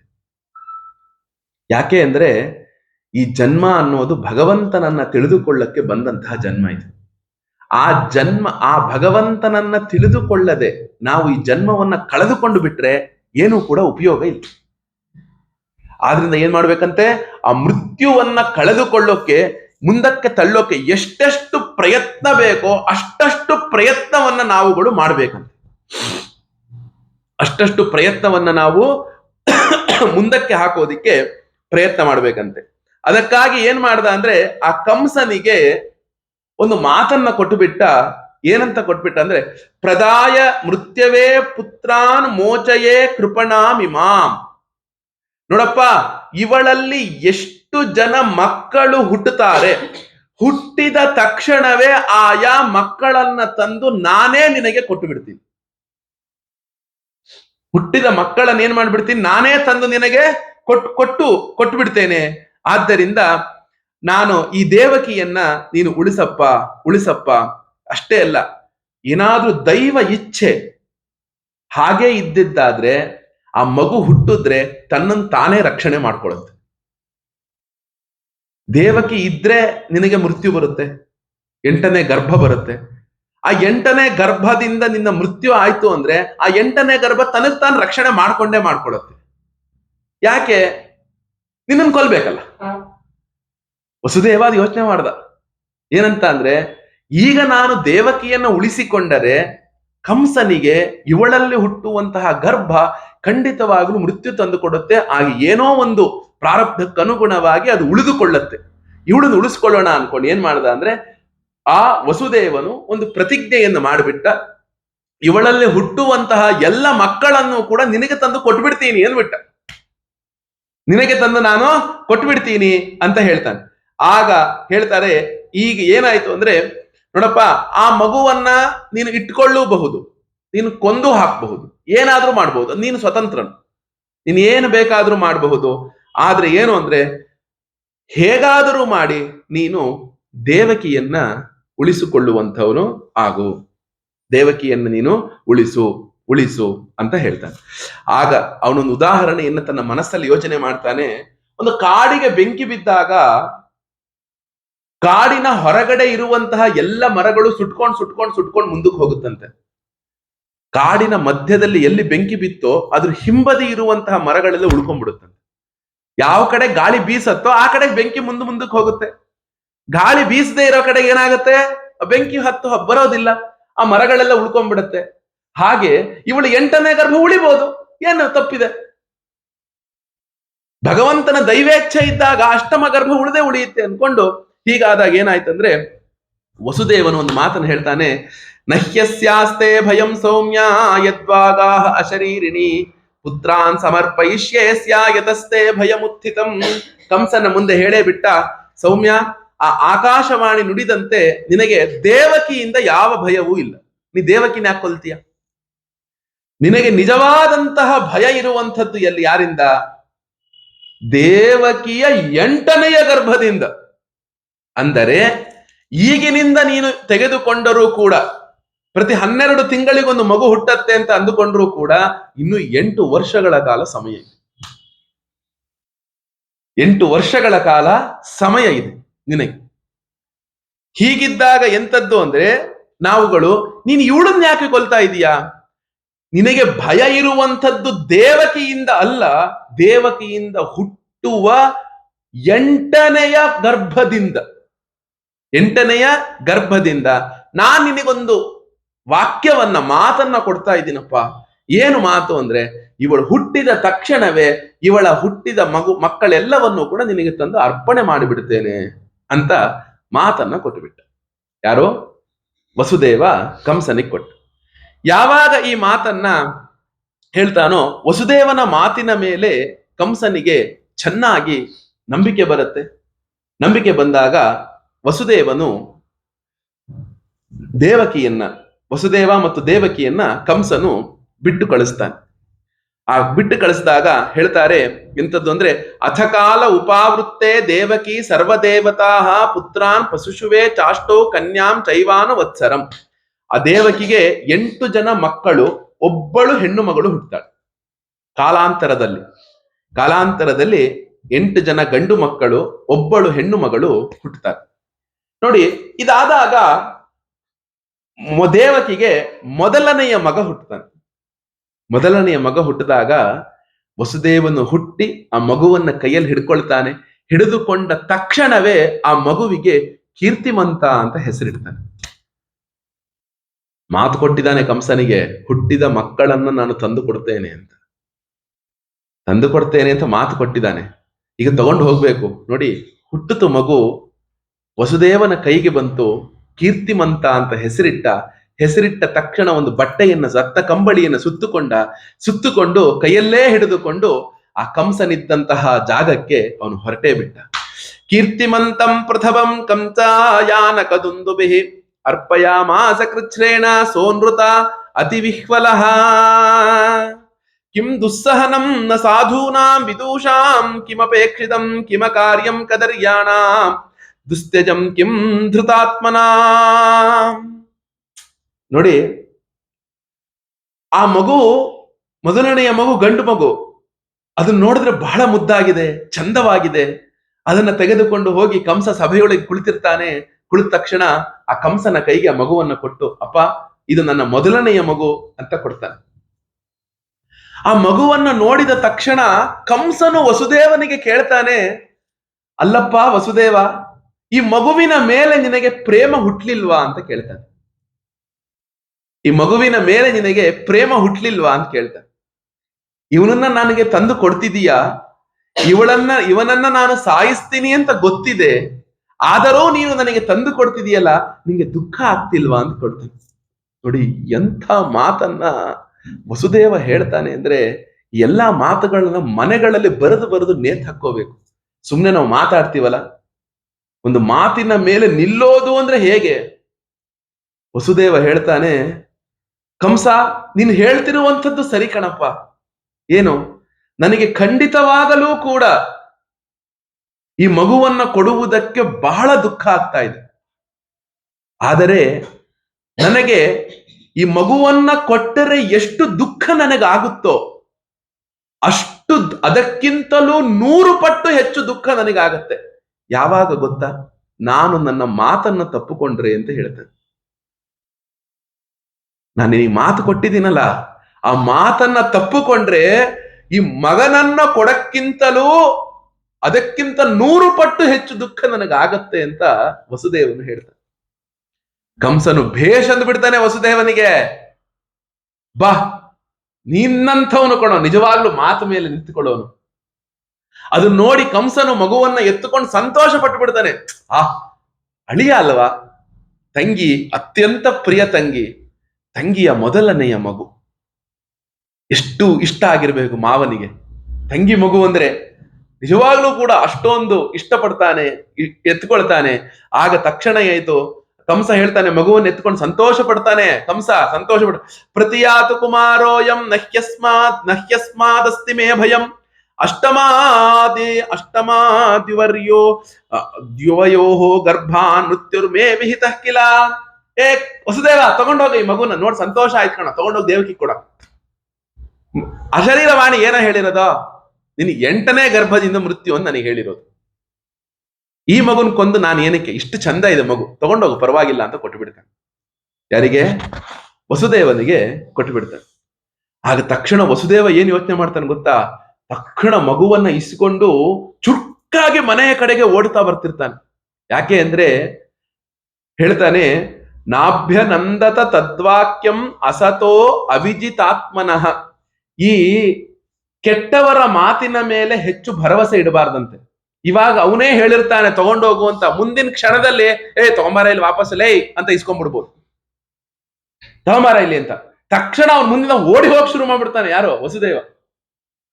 ಅವನು ಆ ಕೀರ್ತಿಮಂತನನ್ನ ತಗೊಂಡು ಮನೆಗೂ ಬಂದ್ಬಿಡ್ತಾನೆ. ಅಷ್ಟೊತ್ತಿಗೆ ದೇವರ್ಷಿ ನಾರದರು ಕಂಸನ ಹತ್ತಿರಕ್ಕೆ ಬರ್ತಾರೆ. ನಾರದರು ಕಂಸನ ಹತ್ತಿರಕ್ಕೆ ಬರ್ತಾರೆ. ಬಂದು ಹೇಳ್ತಾನೆ, ಎಂಥ ದಡ್ಡನ್ ಮಗ ಇದೆಯಪ್ಪ ನೀನು, ಎಂಥ ದಡ್ಡ ಇದೆಯಾ ನೀನು. ನಿಜವಾಗ್ಲೂ ಹೇಳ್ತೀನಿ, ನಾರದರು ಹಾಕುವಂಥ ಲಾಜಿಕ್ಗಳನ್ನ ಇಲ್ಲಿ ನೋಡ್ಬಿಟ್ರೆ, ನಾವು ನಾರದರ ಒಂದು ಪೂರ್ವ ಚರಿತ್ರೆಯನ್ನ ನಿಮಗೆ ಹೇಳ್ತೇನೆ. ಅವರು ದೇವತೆಗಳ ಕಾರ್ಯ ಸಿದ್ಧಿಗೋಸ್ಕರವೇ ತ್ರಿಲೋಕ ಸಂಚಾರಿಗಳನ್ನಾಗಿ ಮಾಡ್ತಾ ಇರುವಂಥದ್ದು. 3 ಲೋಕವನ್ನ ಸುತ್ತೋದು ದೇವತೆಗಳಿಗೆ ಮಂಗಳವನ್ನ ಉಂಟು ಮಾಡಬೇಕು, ಧರ್ಮವನ್ನ ಉಳಿಸ್ಬೇಕು ಅಂತ. ಯಾಕಂದ್ರೆ ಈ ಸಿನಿಮಾ, ಈ ಧಾರಾವಾಹಿಗಳಲ್ಲಿ ಪಾಪ ಆ ನಾರದರನ್ನ ವಿದೂಷಕರ ರೀತಿ ತೋರಿಸ್ಬಿಡ್ತಾರೆ. ಅವರು ಅಂದ್ರೆ ಇನ್ನೊಬ್ರಿಂದ ಇನ್ನೊಬ್ರಿಗೆ ಹೇಳೋರು, ಹಚ್ಕೊಡೋರು, ಈ ತರಹ ಮಾಡೋರು, ಆ ಬುದ್ಧಿ ಮಾಡುವಂಥವ್ರು. ಛೇ, ನಾರದರು ಅಂದ್ರೆ ಭಕ್ತರಲ್ಲಿ ಅಗ್ರೇಸರರು. ನಾರದ ಭಕ್ತಿ ಸೂತ್ರ ಅಂತಲೇ ಒಂದು ಸೂತ್ರ ಇದೆ. ಎಂಥ ಅದ್ಭುತವಾದಂತಹ ಗ್ರಂಥ ಅಂದ್ರೆ ಅಂಥ ಅದ್ಭುತವಾದಂತಹ ಗ್ರಂಥ ನಾರದ ಭಕ್ತಿ ಸೂತ್ರ. ಏನಕ್ಕೆ ಹೇಳ್ತಿದ್ದೀನಿ ಅಂದ್ರೆ, ಸುಮ್ಮನೆ ಅಲ್ಲ, ಕಂಸನು ಬಹಳ ಬೇಗ ಭೂಮಿಯನ್ನ ತೊರಿಬೇಕು ಅಂದರೆ ಕಂಸನ ಪಾಪ ತುಂಬಬೇಕು. ಆ ತುಂಬಿಸುವ ಕೆಲಸ ನಾರದರು ಮಾಡ್ತಾರೆ. ಇದಿಷ್ಟೇ ಒಂದು ಮಾತನ್ನ ಹೇಳಿಬಿಡ್ತಾರೆ.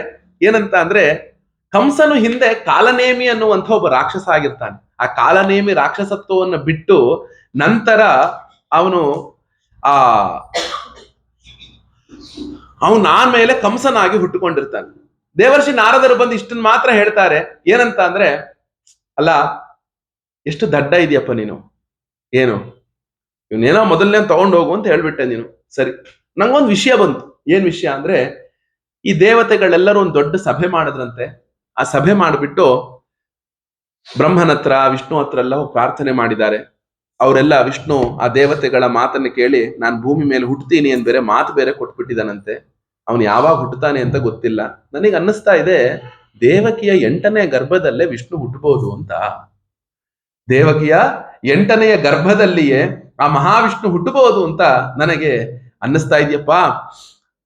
ಈಗ ನೀನು ಈ ಮೊದಲನೆಯ ಮಗುವನ್ನ ಕೊಟ್ಟು ಕಳಿಸ್ಬಿಟ್ಟಿಯಲ್ಲ, ಮುಂದೊಂದು ದಿನ 8ನೇ ಗರ್ಭ ಹುಟ್ಟತ್ತೆ.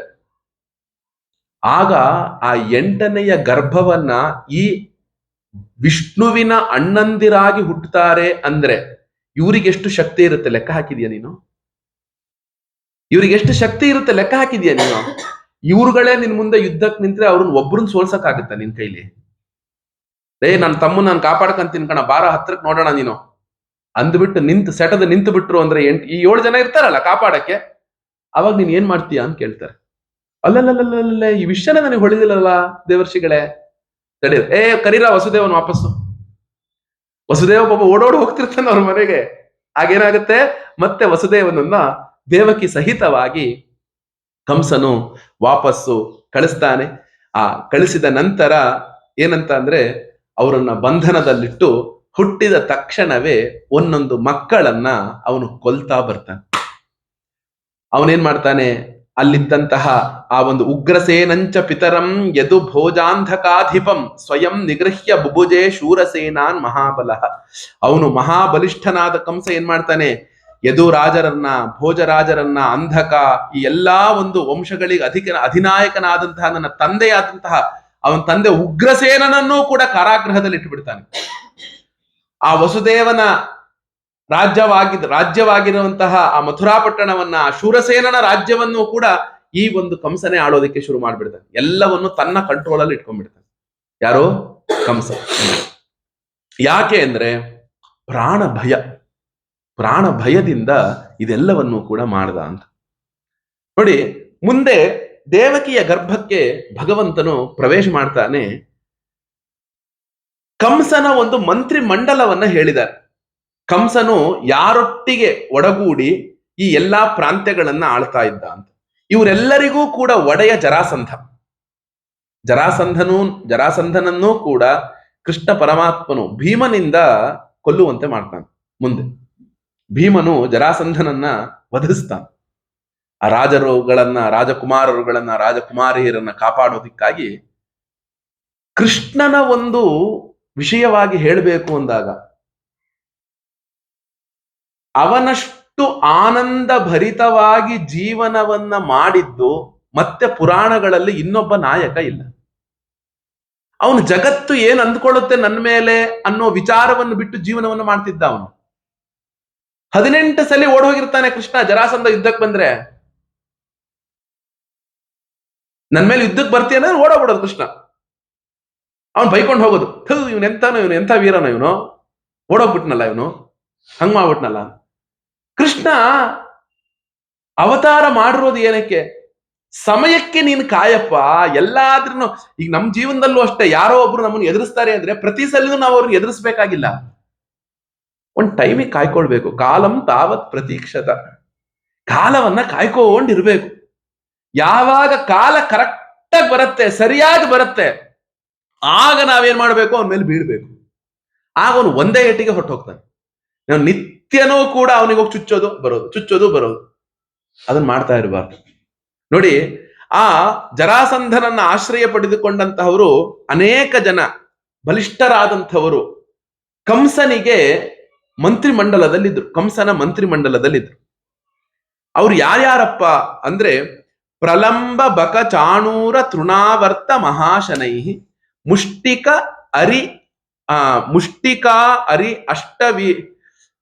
ಮುಷ್ಟಿಕಾರಿಷ್ಟ ವಿವಿಧ ಪೂತನ ಕೇಶಿ ಧೇನುಕೈ. ಆಮೇಲೇನ ಅನ್ಯೈಶ್ಚ ಅಸುರ ಭೂಪಾಲೈ ಬಾಣ ಭೌಮಾದಿಭಿರ್ಯುತ ಯದೂನಾಂ ಕದನಂ ಚಕ್ರೆ ಬಲಿ ಮಾಗಧ ಸಂಶ್ರಯ. ಮಾಗಧ ಅಂದ್ರೆ ಮಗಧಾಧಿಪತಿ ಜರಾಸಂಧ. ಆ ಜರಾಸಂಧನನ್ನ ಆಶ್ರಯಿಸಿಕೊಂಡು ಇವರೆಲ್ಲರೂ ಕೂಡ ಏನಕ್ಕೆ ಪಣ ತೊಟ್ಬಿಟ್ರು ಅಂದ್ರೆ ಇಡೀ ಯದುವಂಶದವ್ರನ್ನ ನಾಶ ಮಾಡ್ತೇವೆ ಅಂತ ಅವರು ಪಣ ತೊಟ್ಬಿಟ್ರು. ಇಡೀ ಯದುವಂಶದವರನ್ನ ನಾವು ನಾಶ ಮಾಡ್ತೇವೆ ಅಂತ ಪಣ ತೊಟ್ಟವರಾಗಿ ತಕ್ಷಣ ಯಾರ್ಯಾರು ಅಂದ್ರೆ ಹೇಳ್ತಾರೆ ನೋಡಿ, ಆ ಕಂಸನಿಗಿದ್ದಂತಹ ರಾಕ್ಷಸರುಗಳು, ಅವನ ಸೇನಾಧಿಪತಿಗಳು ಯಾರ್ಯಾರು ಅಂದ್ರೆ ಹೇಳ್ತಾರೆ ಪ್ರಳಂಬಾಸುರ, ಬಕಾಸುರ, ಚಾಣೂರ, ತೃಣಾವರ್ತ, ಅಘಾಸುರ, ಮುಷ್ಟಿಕಾಸುರ, ಅರಿಷ್ಟಾಸುರ, ದ್ವಿವಿಧ, ಪೂತನ, ಕೇಶಿ, ಧೇನುಕಾಸುರ, ಬಾಣಾಸುರ, ಭೌಮಾಸುರ ಮುಂತಾದಂತಹ ದೊಡ್ಡ ದೊಡ್ಡವರೆಲ್ಲರೂ ಕೂಡ ಕಂಸನಿಗೆ ಸಹಾಯಕರಾಗಿ ಇದ್ರಂತೆ. ನಾನು ಎಂಥವನು ಅನ್ನೋದನ್ನ ನನ್ನ ಸುತ್ತಮುತ್ತ ಇರುವಂತ ಜನರನ್ನು ನೋಡಿ ನಿರ್ಧಾರ ಮಾಡು ಅಂತ ಹೇಳ್ತಾರೆ. ಕಂಸನ ಸುತ್ತಮುತ್ತ ಈ ರಾಕ್ಷಸರೇ ಇದ್ದಾಗ ಅವನು ಎಂಥವನು ಅಂತ ನಾವು ವಿಚಾರ ಮಾಡ್ಬೋದು. ಅವನು ಎಂಥವ್ರು ಅಂತ ವಿಚಾರ ಮಾಡು. ನೋಡಿ, ಈ ರೀತಿ ಆದಾಗ ಏನಾಯ್ತು ಅಂದ್ರೆ ಅನೇಕ ಜನ ಆ ಕಂಸನಿಗೆ ಅಶರೀರವಾಣಿ ಆದಾಗ ಅವ್ರು ದೂರಕ್ಕೆ ಹೊರಟೆ ಹೋಗಿದ್ರು. ಮತ್ತೆಲ್ಲರನ್ನು ಕಂಸ ತಗೊಂಡ್ ಬಂದ. ಏನಾಯ್ತು?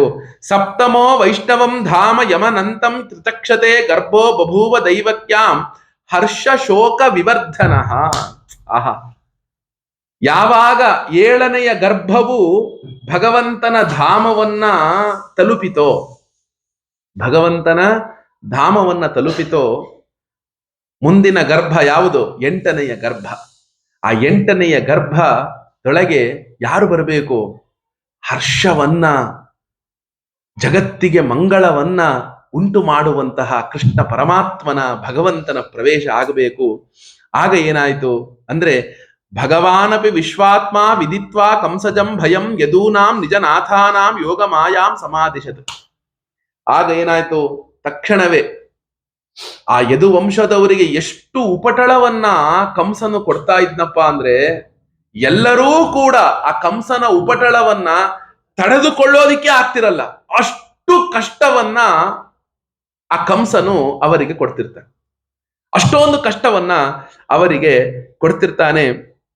ಎಷ್ಟೋ ಜನ ಬೇರೆ ಬೇರೆ ಕಡೆಯಲ್ಲಿ ಹೋಗಿ ಅಡಗಿ ಕುಳಿತುಕೊಂಡಿರ್ತಾರೆ, ಕಂಸನ ಕಷ್ಟವನ್ನ ನೋಡಕ್ಕಾಗದೆ ಅಡಗಿ ಅವರು ಕುಳಿತುಕೊಂಡಂಥವರು ಆಗಿರ್ತಾರೆ. ನೋಡಿ ಇಲ್ಲಿ ಏನಂದ್ರೆ, ಮುಂದೆ ನಂತರ ಏನಾಗತ್ತೆ ಅಂದ್ರೆ, ಆ ದೇವಕಿಯ ಗರ್ಭವನ್ನ ಭಗವಂತನು ಪ್ರವೇಶ ಮಾಡೋಕ್ಕಿಂತ ಮುಂಚೆ ಇತ್ತ ನಂದಗೋಪನ ಪತ್ನಿಯ ಗರ್ಭಕ್ಕೆ ಯೋಗ ಮಾಯೆಯನ್ನ ಭಗವಂತನು ಕಳುಹಿಸಿಕೊಡ್ತಾನೆ. ಯೋಗ ಮಾಯೆಯನ್ನ ಅವನು ಕಳುಹಿಸಿಕೊಡ್ತಾನೆ. ಅಲ್ಲಿ ಹೇಳ್ತಾರೆ, ನೋಡಪ್ಪ, ಆ ಯೋಗ ಮಾಯೆ ಯಾರು ಅಂದ್ರೆ, ಭೂಲೋಕದಲ್ಲಿ ನಾವು ಆಚರಿಸುವಂತಹ ದುರ್ಗಾ, ಭದ್ರಕಾಳಿ, ವಿಜಯ, ವೈಷ್ಣವಿ, ಕುಮುದ, ಚಂಡಿಕಾ, ಕೃಷ್ಣ, ಮಾಧವಿ, ಕನ್ಯಕಾ, ಮಹಾಮಾಯ, ನಾರಾಯಣಿ, ಈಶಾನಿ, ಶಾರದಾ, ಅಂಬಿಕಾ, ಈ ಎಲ್ಲಾ ಹೆಸರುಗಳಿಂದ ನಾವು ಯಾರನ್ನ ಕರಿತೇವೆ ಅವಳೇ ಆ ಯೋಗ ಮಾಯೆ. ಅವಳನ್ನ ಕಳುಹಿಸಿಕೊಡ್ತಾನೆ. ಆ ಕಳುಹಿಸಿಕೊಟ್ಟ ನಂತರ ಆ ಯೋಗ ಮಾಯು ಹಾಗೇ ಆಗಲಿ ಅಂತ ಬಂದು ಯಶೋದೆಯ ಗರ್ಭಕ್ಕೆ ಅವಳು ಪ್ರವೇಶವನ್ನ ಮಾಡ್ತಾಳೆ. ಈ ರೀತಿ ಪ್ರವೇಶವನ್ನ ಮಾಡಿದ ನಂತರ ಏನಾಯ್ತು, ಭಗವಾನಪಿ ವಿಶ್ವಾತ್ಮ ಭಕ್ತಾನಾಂ ಅಭಯಂಕರ ಆವಿವೇಶ ಅಂಶ ಭಾಗೇನ ಮನ ಆನಕ ದುಂದುಭೇಹೆ. ನೋಡಿ ಎಷ್ಟು ಚೆನ್ನಾಗಿದೆ ಅಂದ್ರೆ, ಸದಾ ಕಾಲವೂ ಕೂಡ ವಸುದೇವನು ಭಗವಂತನ ಧ್ಯಾನದಲ್ಲಿಯೇ ಇದ್ದುಕೊಂಡು ಇರುವವನಾಗ್ತಿದ್ದ. ಅಂತಹ ಭಗವಂತನ ಧ್ಯಾನದಲ್ಲಿಯೇ ಇದ್ದುಕೊಂಡು ಆಗ್ತಾ ಇದ್ದಂತಹ ವಸುದೇವನೊಳಗೆ ಭಗವಂತನು ಪ್ರವೇಶವನ್ನ ಮಾಡದಂತ. ಯಾಕಂದ್ರೆ ಗರ್ಭ ನೇರವಾಗಿ ಹೆಣ್ಣು ಮಗಳ ಹೊಟ್ಟೆಯೊಳಗೆ ಹೋಗೋದಿಲ್ಲ, ಪುರುಷನ ಶರೀರಕ್ಕೆ ಬಂದು ಆ ಪುರುಷನ ಶರೀರದಿಂದ ಹೆಣ್ಣಿನ ಶರೀರಕ್ಕೆ ಆ ಶಕ್ತಿ ಹೊರಡುವಂಥದ್ದಾಗತ್ತೆ. ಮೊದಲು ವಸುದೇವನ ಒಳಗೆ ಆ ಶಕ್ತಿ ಬಂದಂಥದ್ದಾಗತ್ತೆ. ಆ ನಂತರ ಏನಾಯ್ತು, ಸಬಿಭ್ರತ್ ಪೌರುಷಂ ಧಾಮ ಭ್ರಾಜಮಾನೋ ಯಥಾ ರವಿಃ ದುರಾಸದಃ ಅತಿ ದುರ್ಧರ್ಷಃ ಭೂತಾನಾಂ ಸಂಬಭೂವಃ ತಥೋ ಜಗನ್ಮಂಜಲ ಮಂಗಳಮಚ್ಯುತಾಂಶಂ ಸಮಾಹಿತಂ ಶೂರಸುತೇನ ದೇವಿ ದಧಾರ ಸರ್ವಾತ್ಮಕಮಾತ್ಮಭೂತಂ ಕಾಷ್ಠಾ ಯಥಾ ಆನಂದಕರಂ ಮನಸ್ತಃ ಸಾ ದೇವಕೀ ಸರ್ವಜಗನ್ನಿವಾಸಃ ನಿವಾಸಭೂತ ನಿತರಾನ್ನರೇಜೆ ಭೋಜೇಂದ್ರ ಗೇಹೇಗ್ನಿಶಿಖೇ ವರುದ್ಧ ಸರಸ್ವತಿ ಜ್ಞಾನ ಖಲೇ ಯಥಾ ಸತಿ. ಆಹಾ, ವಸುದೇವನಿಂದ ದೇವಕಿಯ ಒಳಗೆ ಆ ಗರ್ಭ ಪ್ರವೇಶವಾಗತ್ತೆ, ಭಗವಂತನ ಶಕ್ತಿ ಪ್ರವೇಶವಾಗತ್ತೆ. ದೇವಕಿಯು ಭಗವಂತನಿಗೆ ಆಧಾರಭೂತಳಾಗ್ತಾಳೆ. ಎಷ್ಟು ಚೆನ್ನಾಗಿ ಈ ಮಾತನ್ನ ವ್ಯಾಖ್ಯಾನ ಮಾಡಿದ್ದಾರೆ ಅಂದ್ರೆ, ಇಡೀ ಪ್ರಪಂಚ ಯಾರೊಳಗಿದೆ ಅಂತ ನಾವು ಕೇಳಿದ್ರೆ ಹೇಳ್ತೇವೆ, ಇಡೀ ಈ ಪ್ರಪಂಚ ಭಗವಂತನಲ್ಲಿದೆ ಅಂತ ಹೇಳ್ತೇವೆ. ಪ್ರಪಂಚ ಯಾರಲ್ಲಿದೆ? ಭಗವಂತನಲ್ಲಿ ಇರುವಂಥದ್ದು ಆಗಿದೆ. ಭಗವಂತನೊಳಗೆ ಇಡೀ ಪಂಚಭೂತಗಳು, ಪ್ರಪಂಚ ಎಲ್ಲವೂ ಕೂಡ ಭಗವಂತನೊಳಗೆ ಇರುವಂಥದ್ದಾಗಿದೆ. ಆದರೆ ಅಂತಹ ಭಗವಂತನನ್ನ ದೇವಕಿಯು ಪ್ರೇಮದಿಂದ ತನ್ನ ಗರ್ಭದೊಳಗೆ ಇಟ್ಟುಕೊಂಡು ಅಂತ. ಇಡೀ ಪ್ರಪಂಚವು ಭಗವಂತನಲ್ಲಿದ್ರೆ ಅಂತಹ ಭಗವಂತನನ್ನ ದೇವಕಿ ತನ್ನ ಗರ್ಭದೊಳಗೆ ಅವಳು ಗರ್ಭದೊಳಗೆ ಇಟ್ಟುಕೊಂಡಂತೆ ಹೇಳ್ತಾಳೆ. ಆ ದೇವಕಿ ಏನು ವಿಶುದ್ಧ ಮನಸ್ಸಿನಿಂದ ಸರ್ವಾತ್ಮನು ಆತ್ಮಸ್ವರೂಪನೂ ಆದಂತಹ ಭಗವಂತನನ್ನ ಕೊಂಡಂಥವಳು ಆಗ್ತಾಳೆ. ಭಗವಂತನು ಇಡೀ ಜಗತ್ತಿಗೆ ನಿವಾಸ ಸ್ಥಾನನಾಗಿದ್ದಾನೆ. ದೇವಕಿಯು ಅವನಿಗೂ ನಿವಾಸ ಸ್ಥಾನಳಾದ್ಲು. ಹೇಗೆ ಅಂದ್ರೆ, ಒಂದು ಗಡಿಗೆಯೊಳಗೆ ಒಂದು ದೊಡ್ಡ ದೀಪವನ್ನ ಹಚ್ಚಿಟ್ರೆ, ಅದನ್ನು ಮುಚ್ಚಿಟ್ರೆ ಏನಾಗುತ್ತೆ, ಅದರ ಬೆಳಕು ಹೊರಗಡೆ ಬರೋದಿಲ್ಲ. ಹಾಗೆ ಆ ಕಂಸನ ಕಾರಾಗೃಹದಲ್ಲಿ ಬಂದಿಯಾಗಿದ್ದಂತಹ ದೇವಕಿ ಏನಾಯ್ತು, ಗರ್ಭದೊಳಗೆ, ಆ ಗರ್ಭದ ಒಳಗೆ ಭಗವಂತನನ್ನ ಇಟ್ಟುಕೊಂಡವಳಾಗಿ, ಗರ್ಭದೊಳಗೆ ಆ ಭಗವಂತನನ್ನ ಇಟ್ಟುಕೊಂಡವಳಾಗಿ, ಇಡೀ ಆ ಗರ್ಭದ ಪ್ರಭೆ ಏನಾಯ್ತು ಅಂದ್ರೆ ಎಲ್ಲ ಕಡೆಗೂ ಕೂಡ ಹರಡೋದಿಕ್ಕೆ ಶುರುವಾಯ್ತಂತೆ. ಎಷ್ಟು ಚೆನ್ನಾಗಿದೆ ನೋಡಿ ಈ ಮಾತು. ಒಂದು ಯಾವುದೋ ಒಂದು ಬೆಳಕು ಹಿಂದಿದೆ, ಅದರ ಮುಂದಕ್ಕೆ ಒಂದು ಗಟ್ಟಿಯಾದ ವಸ್ತು, ಆ ಬೆಳಕು ಹರಿದು ಬರದೇ ಇರುವಂತಹ ವಸ್ತು ಇದೆ ಅಂದ್ರೆ, ಆ ಬೆಳಕು ಏನ್ ಮಾಡುತ್ತೆ ಅಂದ್ರೆ ಆ ವಸ್ತುವನ್ನ ದಾಟಿ ಮುಂದಕ್ಕೆ ಬರೋದಿಲ್ಲ, ಹಿಂಬದಿಗೆ ಅದರ ಹಿಂದೆ ಒಂದು ಪ್ರಭೆಯ ತರಹ ಬರುತ್ತೆ. ಹಾಗೆ ದೇವಕಿಯ ಗರ್ಭದೊಳಗೆ ಆ ಮಗು ಇದ್ದದ್ದಾದ್ರೆ ಆ ದೇವಕಿಯ ಶರೀರದಿಂದ ಒಂದು ಕಾಂತಿ ಹೊರಡುತ್ತಿತ್ತಲ್ಲ, ಆ ಕಗ್ಗತ್ತಲೆಯಿಂದ ಕೂಡಿದಂತಹ ಕಾರಾಗೃಹವು ಕೂಡ ಬೆಳದಿಂಗಳಿಂದ ತುಂಬೋದಿಕ್ಕೆ ಶುರುವಾಯಿತು.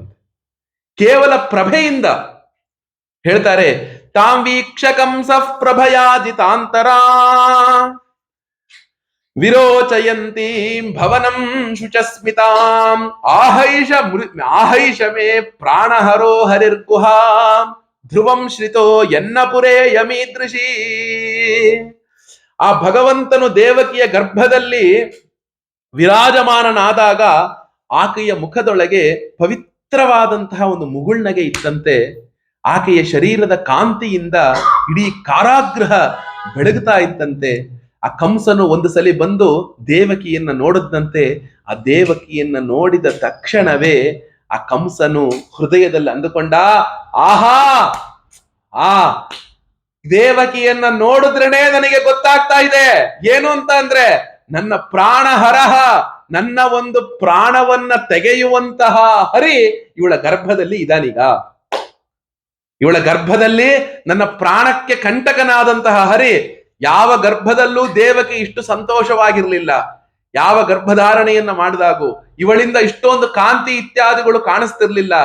ಈಗ ಈ ಗರ್ಭವನ್ನ ಶರೀರದಲ್ಲಿ ಇಟ್ಟುಕೊಂಡಿದ್ರಿಂದಲೇ ಗೊತ್ತಾಗ್ತಾ ಇದೆ ಏನಂತ ಅಂದ್ರೆ, ನನ್ನ ಒಂದು ಪ್ರಾಣ ಹರಣಾದಂಥವನು ಖಂಡಿತವಾಗ್ಲೂ ಇವಳ ಗರ್ಭದಲ್ಲಿ ಧಾರಣೆ ಮಾಡಿದಾನೆ ಅಂತ ಅಂದುಕೊಂಡು ಅವನೇನ್ ಮಾಡ್ತಾನೆ, ಮೊದಲು ದೇವಕಿ ಹೀಗಿರ್ಲಿಲ್ಲ ಅಂತ ಯೋಚನೆ ಮಾಡ್ತಾನೆ.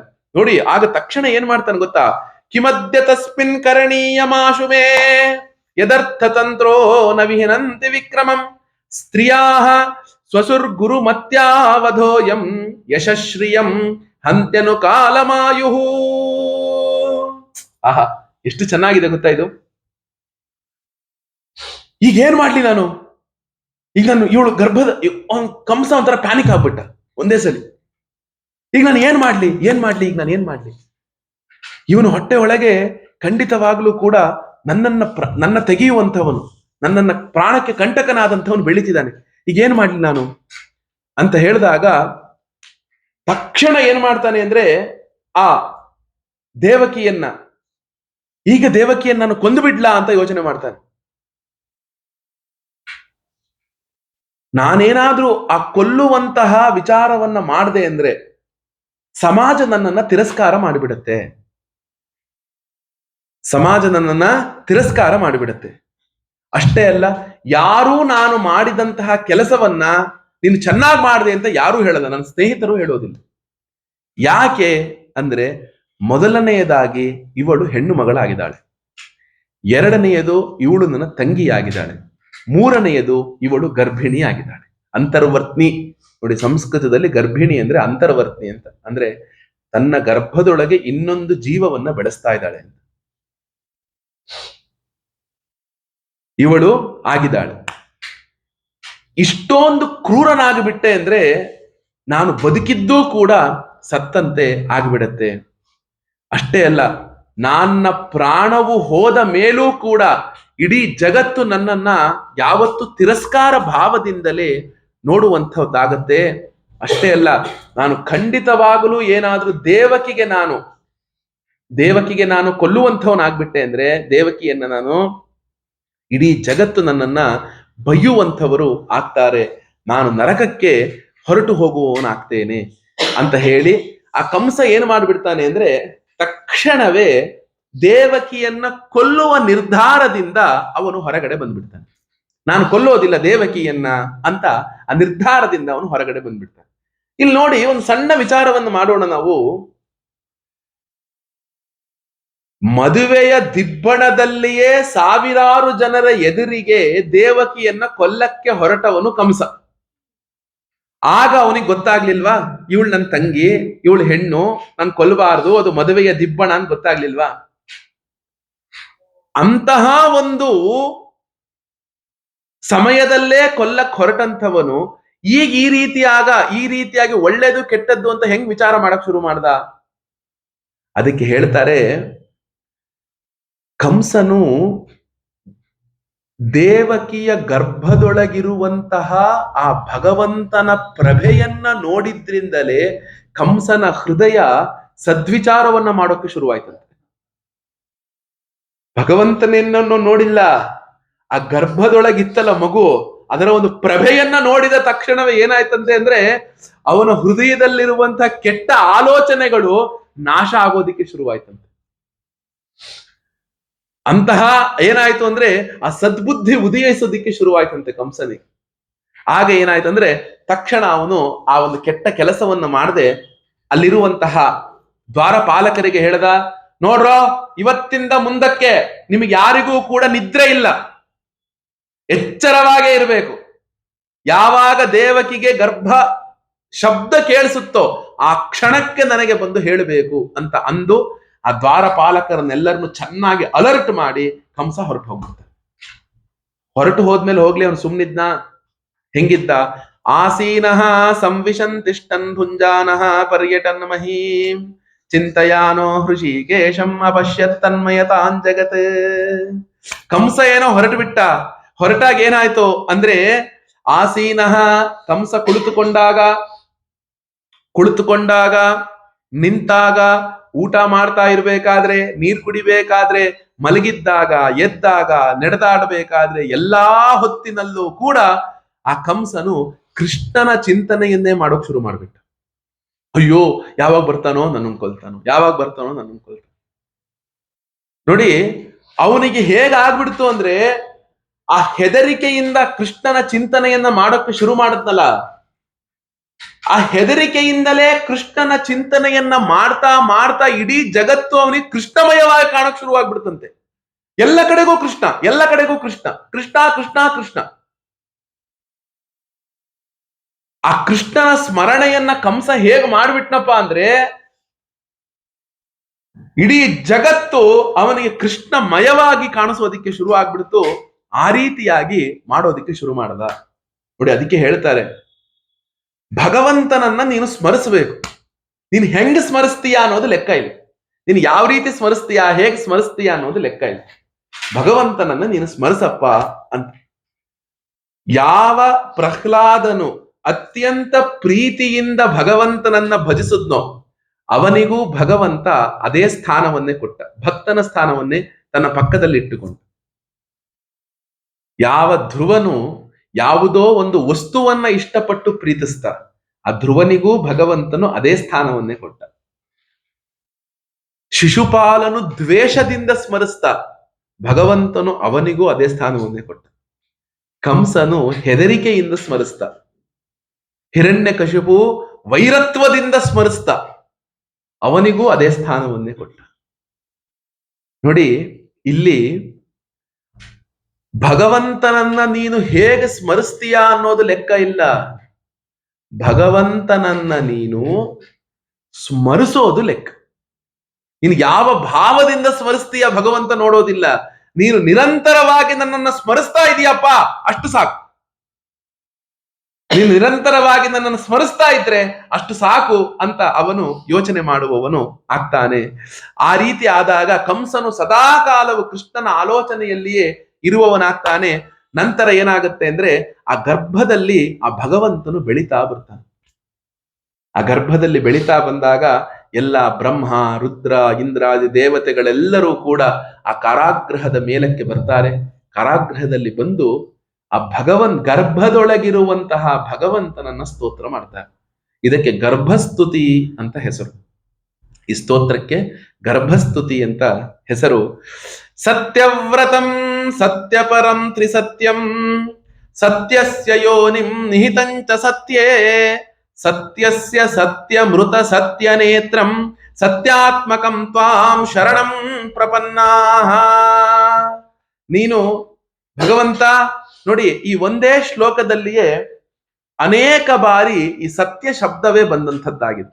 ಸತ್ಯವ್ರತಂ ಸತ್ಯಪರಂ ತ್ರಿಸತ್ಯಂ ಸತ್ಯಸ್ಯ ಯೋನಿಂ ನಿಹಿತಂಚ ಸತ್ಯೆ ಸತ್ಯಸ್ಯ ಸತ್ಯಮೃತ ಸತ್ಯನೇತ್ರಂ ಸತ್ಯಾತ್ಮಕಂ ತ್ವಾಂ ಶರಣಂ ಪ್ರಪನ್ನಾಃ. 9 ಸಾರಿ ಈ ಸತ್ಯ ಶಬ್ದ ಈ ಒಂದು ಶ್ಲೋಕದಲ್ಲಿ ಬಂದದ್ದು ಆಗಿದೆ. ಏನು ಅರ್ಥ ಅದಕ್ಕೆ? ಭಗವಂತ ನೀನು ಸತ್ಯ ಸಂಕಲ್ಪನಾಗಿದೆಯಪ್ಪ, ಸತ್ಯವೇ ನಿನ್ನನ್ನ ಪಡೆಯೋದಿಕ್ಕಿರುವಂತಹ ಶ್ರೇಷ್ಠ ಸಾಧನವಾಗಿದೆ. ಸೃಷ್ಟಿಯ ಮೊದಲು, ಪ್ರಳಯದ ನಂತರ, ಪ್ರಪಂಚದ ಸ್ಥಿತಿ ಸಮಯದಲ್ಲಿ 3 ಅವಸ್ಥೆಯ ಕಾಲದಲ್ಲಿಯೂ ಕೂಡ ಎಂದೆಂದೂ ಬದಲಾವಣೆ ಆಗದೇ ಇರುವಂತಹ ಸತ್ಯ ಸ್ವರೂಪನು ನೀನಾಗಿದ್ಯಪ್ಪ. 5 ಪಂಚಭೂತಗಳು, ಭೂಮಿ, ಜಲ, ತೇಜಸ್ಸು, ವಾಯು, ಆಕಾಶ, ಈ ಎಲ್ಲವಕ್ಕೂ ಕೂಡ ಕಾರಣನು ನಿನ್ನ ಆ ಸತ್ಯ ಸ್ವರೂಪವೇ ಆದಂಥದ್ದಾಗಿದೆ. ನಮ್ಮೆಲ್ಲರೊಳಗೂ ಕೂಡ ಅಂತರ್ಯಾಮಿಯಾಗಿ ಕಾಣಿಸುತ್ತಿರುವಂತಹ ಸತ್ಯ ಸ್ವರೂಪವೂ ನೀನೇ ಆಗಿದೆಯಪ್ಪ.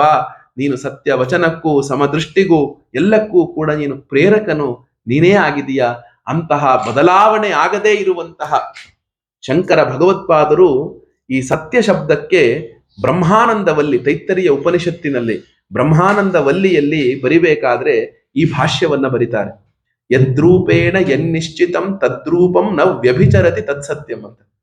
ಅಂದ್ರೆ ಯಾವ ವಸ್ತು 3 ಕಾಲದಲ್ಲಿಯೂ 3 ಅವಸ್ಥೆಯಲ್ಲಿಯೂ ಕೂಡ ಬದಲಾವಣೆ ಆಗದೆ ಹಾಗೇ ಇದ್ದುಕೊಂಡಿರುತ್ತೋ ಅದನ್ನು ಸತ್ಯ ಅಂತ ಕರಿತೇವೆ ಅಂತ. ಹಾಗೆ ಭಗವಂತನು ಏನು, ಯಾವಾಗಲೂ ಕೂಡ ಬದಲಾವಣೆ ಆಗದೆ ಇರುವ ಸ್ವರೂಪನು. ಆದ್ದರಿಂದ ಅವನು ಸತ್ಯ ಸ್ವರೂಪನೇ ಆದವನಾಗಿದ್ದಾನೆ. ಹೇಳ್ತಾರೆ ಮುಂದೆ ಅನೇಕ ಸ್ತೋತ್ರಗಳನ್ನು ಮಾಡ್ತಾರೆ. 2 ಶ್ಲೋಕವನ್ನು ನೋಡೋಣ. ಬಿಭರ್ಷಿ ರೂಪಾಣ್ಯವಬೋಧ ಆತ್ಮ ಕ್ಷೇಮಾಯ ಲೋಕಸ್ಯ ಚರಾಚರಸ್ಯ ಸತ್ವೋಪಪನ್ನಾನಿ ಸುಖಾವಹಾನಿ ಸತಾಂ ಅಭದ್ರಾಣಿ ಮುಹುಃಕಲಾನಾಂ. ಏನು ಅಂದ್ರೆ, ನೋಡಪ್ಪ, ನೀನು ಜ್ಞಾನ ಸ್ವರೂಪವಾದಂತಹ ಆತ್ಮನೇ ಆದಂಥವನು ಆಗಿದೆಯಪ್ಪ. ಇಡೀ ಈ ಚರಾಚರ ಜಗತ್ತಿಗೆ ಮಂಗಳವನ್ನ ಉಂಟು ಮಾಡುವುದಕ್ಕಾಗಿಯೇ ನೀನು ಅನೇಕ ರೂಪಗಳನ್ನ ಧರಿಸಿದವನಾಗಿದೀಯ. ನಿನ್ನ ಆ ರೂಪಗಳೆಲ್ಲವೂ ಕೂಡ ಅಪ್ರಾಕೃತವೂ ಶುದ್ಧ ಸತ್ವಮಯವೂ ಕೂಡ ಆದಂಥದ್ದಾಗಿದೆ. ನೀನು ಸತ್ಪುರುಷರಿಗೆ ನೀನು ಏನಕ್ಕೆ ಅವತಾರ ಮಾಡ್ತೀಯ? ಭಕ್ತರನ್ನ ಕಾಪಾಡಲು. ಯಾರು ಭಕ್ತರಿಗೆ ಹಿಂಸೆ ಕೊಡ್ಕೊಂಡಿದ್ದಾರೋ ಅವರನ್ನ ಉದ್ಧಾರ ಮಾಡಲು. ನೋಡಿ, ಉದ್ಧಾರ ಮಾಡಲು ಅಂದ್ರೆ ಏನರ್ಥ? ಭಗವಂತನು ಅವರನ್ನ ಕೊಂದರೂ ಕೂಡ ಅವರಾಗೋದು ಉದ್ಧಾರವೇ. ಯಾಕೆ? ಅವರಿಗೋಸ್ಕರ ಭಗವಂತ ಅವತಾರ ಮಾಡಿದಾನೆ ಅಂದ್ರೆ ಅವನೆಷ್ಟು ಶ್ರೇಷ್ಠನಾಗಿರ್ಬೇಕು. ಅವನನ್ನ ಭಕ್ತಿ ಆಶೀರ್ವಾದ ಮಾಡಕ್ಕಲ್ಲ. ಈಗ ಹಿರಣ್ಯಕಶಿಪುವನ್ನ ಉದ್ಧಾರ ಮಾಡೋಕ್ಕೆ ನರಸಿಂಹನೇ ಅವತಾರ ಮಾಡಬೇಕು ಅಂದ್ರೆ ಹಿರಣ್ಯಕಶಿಪು ಎಲ್ಲ ಸಾಮಾನ್ಯನಾ? ನೋಡೋಣ, ಭಗವಂತ ಅವತಾರ ಮಾಡೋ ಹಾಗೆ ಮಾಡಿ ನೋಡೋಣ. ಅವನೆಷ್ಟು ಶ್ರೇಷ್ಠ ವ್ಯಕ್ತಿ ಆಗಿರ್ಬೇಕು ಹಿರಣ್ಯಕಶಿಪು. ಹಾಗೆ ಭಗವಂತನು ಯಾರನ್ನು ಕೊಂದ್ರೂ ಕೂಡ ಅವರನ್ನ ಉದ್ಧಾರ ಮಾಡಿದ ಲೆಕ್ಕ, ಅವನು ಸಂಹಾರ ಮಾಡಿದ ಲೆಕ್ಕ ಅಲ್ಲ ಅದು. ಆ ಒಂದು ಜನ್ಮದಿಂದ ಅವನು ಉದ್ಧಾರವನ್ನ ಮಾಡಿದಂಥವನು ಆದ. ಆಗ ಏನಾಯ್ತು ಅಂದ್ರೆ ಹೇಳ್ತಾರೆ, ನೀನು ಜ್ಞಾನ ಸ್ವರೂಪದವನಾಗಿದೀಯಪ್ಪ, ನೀನು ಸತ್ಪುರುಷರಿಗೆ ಸುಖಕರವಾಗಿರುವಂಥವನು ಆಗಿದೀಯಾ. ಮುಂದೆ ಹೇಳ್ತಾರೆ, ತ್ವಯ್ಯಂಬುಜಾಕ್ಷಖಿಲ ಸತ್ವಧಾಮ್ನಿ ಸಮಾಧಿನ ಆವೇಶಿತ ಚೇತಸೈಕೆ ತ್ವತ್ಪಾದ ಪೂತೇನ ಮಹತ್ಕೃತೇನ ಕುರುವಂತಿ ಗೋವತ್ಸ ಪದಂ ಭವಾಬ್ದಿಂ. ಆಹಾ, ಎಂಥ ವೇದಾಂತದ ಅರ್ಥ ಇರುವಂತಹ ಶ್ಲೋಕ ಇದು. ಅಂದ್ರೆ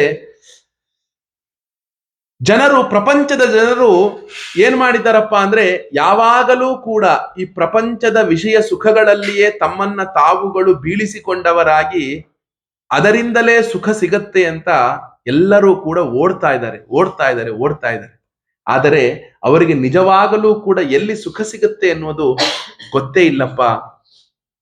ಯಾರು ನಿನ್ನನ್ನ ಆತ್ಮರೂಪದಿಂದ ಧ್ಯಾನ ಮಾಡ್ತಾರೋ, ಯಾರು ನಿನ್ನನ್ನ ಎಲ್ಲಾ ಒಂದು ತಮ್ಮ ಸರ್ವಸ್ವವನ್ನೂ ನಿನಗೆ ಅರ್ಪಿಸಿ ನೀನೇ ಸರ್ವಸ್ವ ಅಂತ ಯಾರು ತಿಳಿದುಕೊಳ್ಳುವಂಥವ್ರಾಗ್ತಾರೋ, ಯಾರು ನಿನ್ನ ಚರಣ ಕಮಲಗಳೊಳಗೆ ಯಾವಾಗಲೂ ಕೂಡ ಅವರ ಮನಸ್ಸೆಂಬ ಮನಸ್ಸನ್ನ ಹಾಕುವಂಥವ್ರಾಗ್ತಾರೋ, ಯಾರಿಗೂ ಕೂಡ ಈ ಸಂಸಾರ ಸಾಗರವನ್ನ ದಾಟಲು ಸಾಧ್ಯವೇ ಇಲ್ಲ. ಅಷ್ಟು ದೊಡ್ಡದಾಗಿರುವಂಥದ್ದು ಈ ಸಂಸಾರ ಸಾಗರ. ಆದರೆ ಅಂಥವರು ನಿನ್ನನ್ನ ಯಾರು ಭಕ್ತಿ ಮಾಡ್ತಾರೋ, ನಿನ್ನ ಮೇಲೆ ಯಾರು ಅವರ ಹೃದಯವನ್ನ ನಿನಗೆ ಅರ್ಪಣೆ ಮಾಡ್ತಾರೋ, ಅಂಥವರಿಗೆ ಇಂತಹ ಸಂಸಾರ ಸಾಗರವನ್ನ ಒಂದು ವತ್ಸಪದ, ನಿನ್ನೆ ಹೇಳಿದೆ ನಾನು, ಒಂದು ಕರುವಿನ ಗೊರಸಿನ ಒಂದು ಆಳ, ಒಂದು ಕರುವಿನ ಗೊರಸು ಎಷ್ಟು ದೊಡ್ಡದಿರುತ್ತೋ ಅದನ್ನ ದಾಟಿದ ಹಾಗೆ ನೀನು ದಾಟಿಸ್ಬಿಡ್ತೀಯಪ್ಪ. ಅಷ್ಟು ಸುಲಭವಾಗಿ ಬಿಡತ್ತೆ ದಾಟೋದಿಕ್ಕೆ. ಆದ್ದರಿಂದ ನಿಜವಾಗ್ಲೂ ಕೂಡ ನೀನು ಸರ್ವಶ್ರೇಷ್ಠನಾಗಿದೆಯಪ್ಪ. ಈ ಸಂಸಾರ ಸಾಗರವನ್ನ ದಾಟಿ ಬಿಡ್ತಾರೆ ನಿನ್ನ ಭಕ್ತರೆಲ್ಲರೂ ಅಂತ ಹೇಳಿ ಮುಂದೆ ಅನೇಕ ಸ್ತೋತ್ರಗಳನ್ನ ಅವರು ಮಾಡ್ತಾರೆ. ಮೂಡಿದ ನಂತರ ಆ ಬ್ರಹ್ಮಾದಿಗಳೆಲ್ಲರೂ ಪ್ರಾರ್ಥನೆಯನ್ನು ಮಾಡ್ತಾರೆ. ಮತ್ಸ್ಯಾಶ್ವ ಕಚ್ಛಪ ನೃಸಿಂಹ ವರಾಹ ಹಂಸ ರಾಜನ್ಯ ವಿಪ್ರ ವಿಬುಧೇಶು ಕೃತಾವತಾರ ತ್ವಂಪಾಸಿನ ಸ್ತ್ರಿಭುವಂಚ ಯಥಾಧುನೇಶ ಭಾರಂ ಭುವೋ ಹರ ಯದೂತ್ತಮ ವಂದನಂತೆ. ಪ್ರಭೋ, ನೀನು ಹೇಗೆ ಅನೇಕ ಬಾರಿ ನಮ್ಮೆಲ್ಲರನ್ನೂ ಕೂಡ ಕಾಪಾಡುವುದಕ್ಕಾಗಿ ನೀನು ಏನ್ ಮಾಡಿದೀಯಾ? ಮತ್ಸ್ಯಾವತಾರವನ್ನ, ಹಯಗ್ರೀವಾವತಾರವನ್ನ, ಕಚ್ಚಪ ಅಂದ್ರೆ ಆಮೆ, ನರಸಿಂಹ, ವರಾಹ, ಹಂಸ, ರಾಮ, ಪರಶುರಾಮ, ವಾಮನ ಮುಂತಾದಂತಹ ಅನೇಕ ಅವತಾರಗಳನ್ನ ನೀನು ಎತ್ತಿ ಇಡೀ 3 ಲೋಕಗಳನ್ನು ಕೂಡ ನೀನು ರಕ್ಷಣೆ ಮಾಡಿದೀಯ. ಆದ್ದರಿಂದಲೇ ಈ ಬಾರಿಯೂ ಕೂಡ ನೀನು ಮತ್ತೆ ದೇವಕಿಯ ಮತ್ತು ವಸುದೇವನ ಅಂಶದಿಂದ ನೀನು ಅವತರಿಸುವವನಾಗಿ ಮತ್ತೂ ನಮಗೆ ಮಂಗಳವನ್ನ ಮಾಡಪ್ಪ, ಈ ಭೂಭಾರವನ್ನ ನೀನು ಕಳೆಯುವವನಾಗಪ್ಪ ಅಂತ ಪ್ರಾರ್ಥನೆಯನ್ನ ಮಾಡಿದ ನಂತರ ಅವ್ರು ಹೇಳ್ತಾರೆ, ಎಲ್ಲರೂ ಕೂಡ ಏನು ಅಂದ್ರೆ ಆ ವಸುದೇವ ಮತ್ತು ದೇವಕಿಗೆ ಅವರು ಹೃದಯದಿಂದ ಹೇಳ್ತಾರೆ ಏನಂತ ಅಂದ್ರೆ, ತಾಯಿ, ಸೌಭಾಗ್ಯ ವಶದಿಂದ ನಮ್ಮೆಲ್ಲರಿಗೂ ಕಲ್ಯಾಣವನ್ನ ಉಂಟು ಮಾಡುವುದಕ್ಕಾಗಿಯೇ ಆ ಭಗವಂತನಾದಂತಹ ಪುರುಷೋತ್ತಮನು ತನ್ನ ಜ್ಞಾನ, ಬಲ ಮುಂತಾದಂತಹ ಅಂಶಗಳೊಡನೆ ಪೂರ್ಣ ಸ್ವರೂಪವಾಗಿ ನಿನ್ನ ಒಂದು ಗರ್ಭದಲ್ಲಿದ್ದಾನೆ. ಆ ಸಾಯಲು ಸಿದ್ಧನಾಗಿ ನಿಂತಿರುವಂತಹ ಭೋಜಪತಿಯಾದ ಕಂಸನಿಂದ ನಿನಗಿನ್ಯಾವ ಭಯವೂ ಬೇಡಪ್ಪ, ಯಾವ ಭಯವೂ ನಿನಗೆ ಬೇಡ. ಯಾಕೆ ಅಂದ್ರೆ ಅವನು ಪರಿಪೂರ್ಣವಾಗಿ ಇಡೀ ಒಂದು ಯದುವಂಶವನ್ನ ರಕ್ಷಣೆ ಮಾಡುವವನಾಗ್ತಾನೆ ಅಂತ ಹೇಳಿ ಆಶೀರ್ವಾದವನ್ನು ಮಾಡಿ ಅವರೆಲ್ಲರೂ ಕೂಡ ಆ ಒಂದು ದೇವತೆಗಳು ಗರ್ಭದ ಸ್ತೋತ್ರವನ್ನ ಮಾಡಿ ಹೊರಟು ಹೋಗ್ತಾರೆ. ಇತ್ತ ಆ ಕೃಷ್ಣ ಪರಮಾತ್ಮನ ಪ್ರಾಕಟ್ಯ ಆಗತ್ತೆ.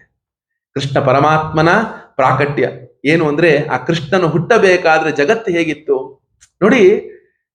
ಆ ಭಗವಂತನನ್ನ ನಾವು ಬರಮಾಡಿಕೊಳ್ಬೇಕಾದ್ರೆ ಜಗತ್ತು ಉತ್ಸುಕತೆಯಿಂದ ಕೂಡಿತ್ತಂತೆ. ಮತ್ತು ತಮ್ಮ ಒಂದು ಎಲ್ಲಾ ಒಂದು ಪರಿಪೂರ್ಣವಾದಂತಹ ಸರ್ವಸ್ವವನ್ನೂ ಕೂಡ ಭಗವಂತನ ಆಗಮನಕ್ಕೆ ಕೊಟ್ಟವರಾಗಿದ್ರಂತೆ. ತಮ್ಮ ಕೃತಜ್ಞತೆ ಸಲ್ಲಿಸಬೇಕಲ್ಲ, ಆ ಕೃತಜ್ಞತೆಯನ್ನ ಸಲ್ಲಿಸುವುದನ್ನ ನಾವಿಲ್ಲಿ ಭಗವಂತನ ಅವತಾರದಲ್ಲಿ ನೋಡ್ಬೋದು. ಕೃಷ್ಣ ಜನನ ಹೇಳ್ತಾರೆ, ಶುಕ ಉವಾಚ ಅಥ ಸರ್ವಗುಣೋಪೇತಃ ಕಾಲಃ ಪರಮಶೋಭನಃ ಯರ್ಹ್ಯೇವ ಜನಜನ್ಮರ್ಕ್ಷಂ ಶಾಂತಾರ್ಕ್ಷಗ್ರಹತಾರಕಂ ದಿಶಃ ಪ್ರಸೇದುರ್ಗಗನಂ ನಿರ್ಮಲೋಡುಗಣೋದಯಂ ಮಹೀಮಂಗಲ ಭೂಯಿಷ್ಟ ಪುರಗ್ರಾಮ ಪ್ರಜಾಕರಾಃ ನದ್ಯಃ ಪ್ರಸನ್ನ ಸಲಿಲಾಃ ಹೃದಾ ಜಲರುಹಾಶ್ರಿಯಃ ದ್ವಿಜಾಲೀಕುಲ ಸನ್ನಾದಸ್ತಬಕಾವನರಾಜಯಃ ವವೋ ವಾಯುಃ ಸುಖಸ್ಪರ್ಶಃ ಪುಣ್ಯಗಂಧವಃ ಶುಚಿಃ ಅಗ್ನಯಶ್ಚ ದ್ವಿಜಾತೀನಾಂ ಶಾಂತಾಸ್ತತ್ರ ಸಮಿಂಧತ ಮನಾಂ ಸ್ಯಾನ್ಯ ಪ್ರಸನ್ನಾನಿ ಸಾಧೂನಾಮಸುರದ್ರುಹಾಂ ಜಾಯಮಾನೇ ಜನೇ ತಸ್ಮಿನ್ನೇ ದುರ್ದುಂದುಭಯೋ ದಿವಿ ಜಗುಃ ಕಿನ್ನರ ಗಂಧರ್ವಾಃ ತುಷ್ಟುಃ ಸಿದ್ಧಚಾರಣಾಃ ವಿದ್ಯಾಧರ್ಯಶ್ಚ ನೃತುಃ ಅಪ್ಸರೋಭಿಃ ಸಮಂ ತದಾ ಮುಮುಚುರ್ಮುನಯೋ ದೇವಾಃ ಸುಮನಾಂಸಿ ಮುದಾನ್ವಿತಾಃ ಮಂದಂ ಮಂದಂ ಜಲಧರಾಃ ಜಗುರ್ಜುರನುಸಾಗರಂ. ನೋಡಿ, ಈ ಒಂದು 7 ಶ್ಲೋಕಗಳೊಳಗೆ ಪ್ರಪಂಚ ಹೇಗಿತ್ತು ಭಗವಂತನು ಅವತಾರ ಮಾಡಬೇಕಾದ್ರೆ ಅನ್ನೋದನ್ನ ಅಷ್ಟು ಚೆನ್ನಾಗಿ ಹೇಳಿದ್ದಾರೆ. ಸಮಸ್ತ ಗುಣಗಳಿಂದ ಸಂಪನ್ನವಾದಂತಹ ಅತ್ಯಂತ ಶೋಭಾಯಮಾನವಾದಂತಹ ಭಗವಂತನು ಅವತಾರ ಮಾಡುವಂತಹ ಶುಭ ಸಮಯ ಸನ್ನಿಹಿತವಾಯ್ತಂತೆ.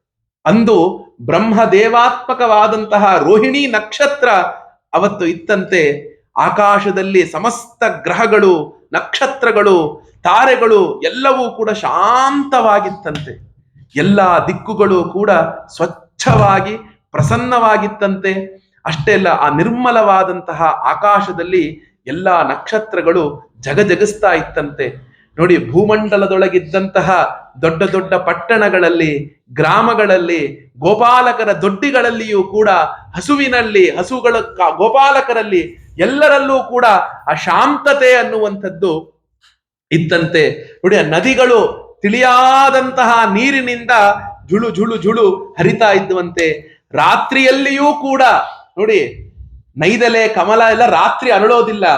ಆದ್ರೆ ಭಗವಂತನ ಅವತಾರದ ಸಂದರ್ಭದಲ್ಲಿ ಆ ಕಮಲ ನೈದಲೆಗಳು ಕೂಡ ಅರಳೋದಿಕ್ಕೆ ಆರಂಭವನ್ನ ಮಾಡದುವಂತೆ. ಅಷ್ಟೇ ಅಲ್ಲ, ಎಂತದಂದ್ರೆ ಆ ಕಾಡುಗಳಲ್ಲಿ ವೃಕ್ಷಗಳ ಸಾಲುಗಳು, ಫಲಪುಷ್ಪಗಳು ಗೊಂಚಲು ಗೊಂಚಲಾಗಿ ರಾರಾಜಿಸ್ತಾ ಇತ್ತಂತೆ. ಪಕ್ಷಿಗಳು ಮಧ್ಯರಾತ್ರಿ ಚಿಲಿಪಿಲಿಗುಡೋಕೆ ಶುರುವಾಯ್ತಂತೆ. ಪಕ್ಷಿಗಳು ಚಿಲಿಪಿಲಿಗುಡೋದಿಕ್ಕೆ ಶುರುವಾಯ್ತಂತೆ. ದುಂಬಿಗಳು ಝೇಂಕರಿಸೋದಿಕ್ಕೆ ಆರಂಭ ಆಯ್ತಂತೆ.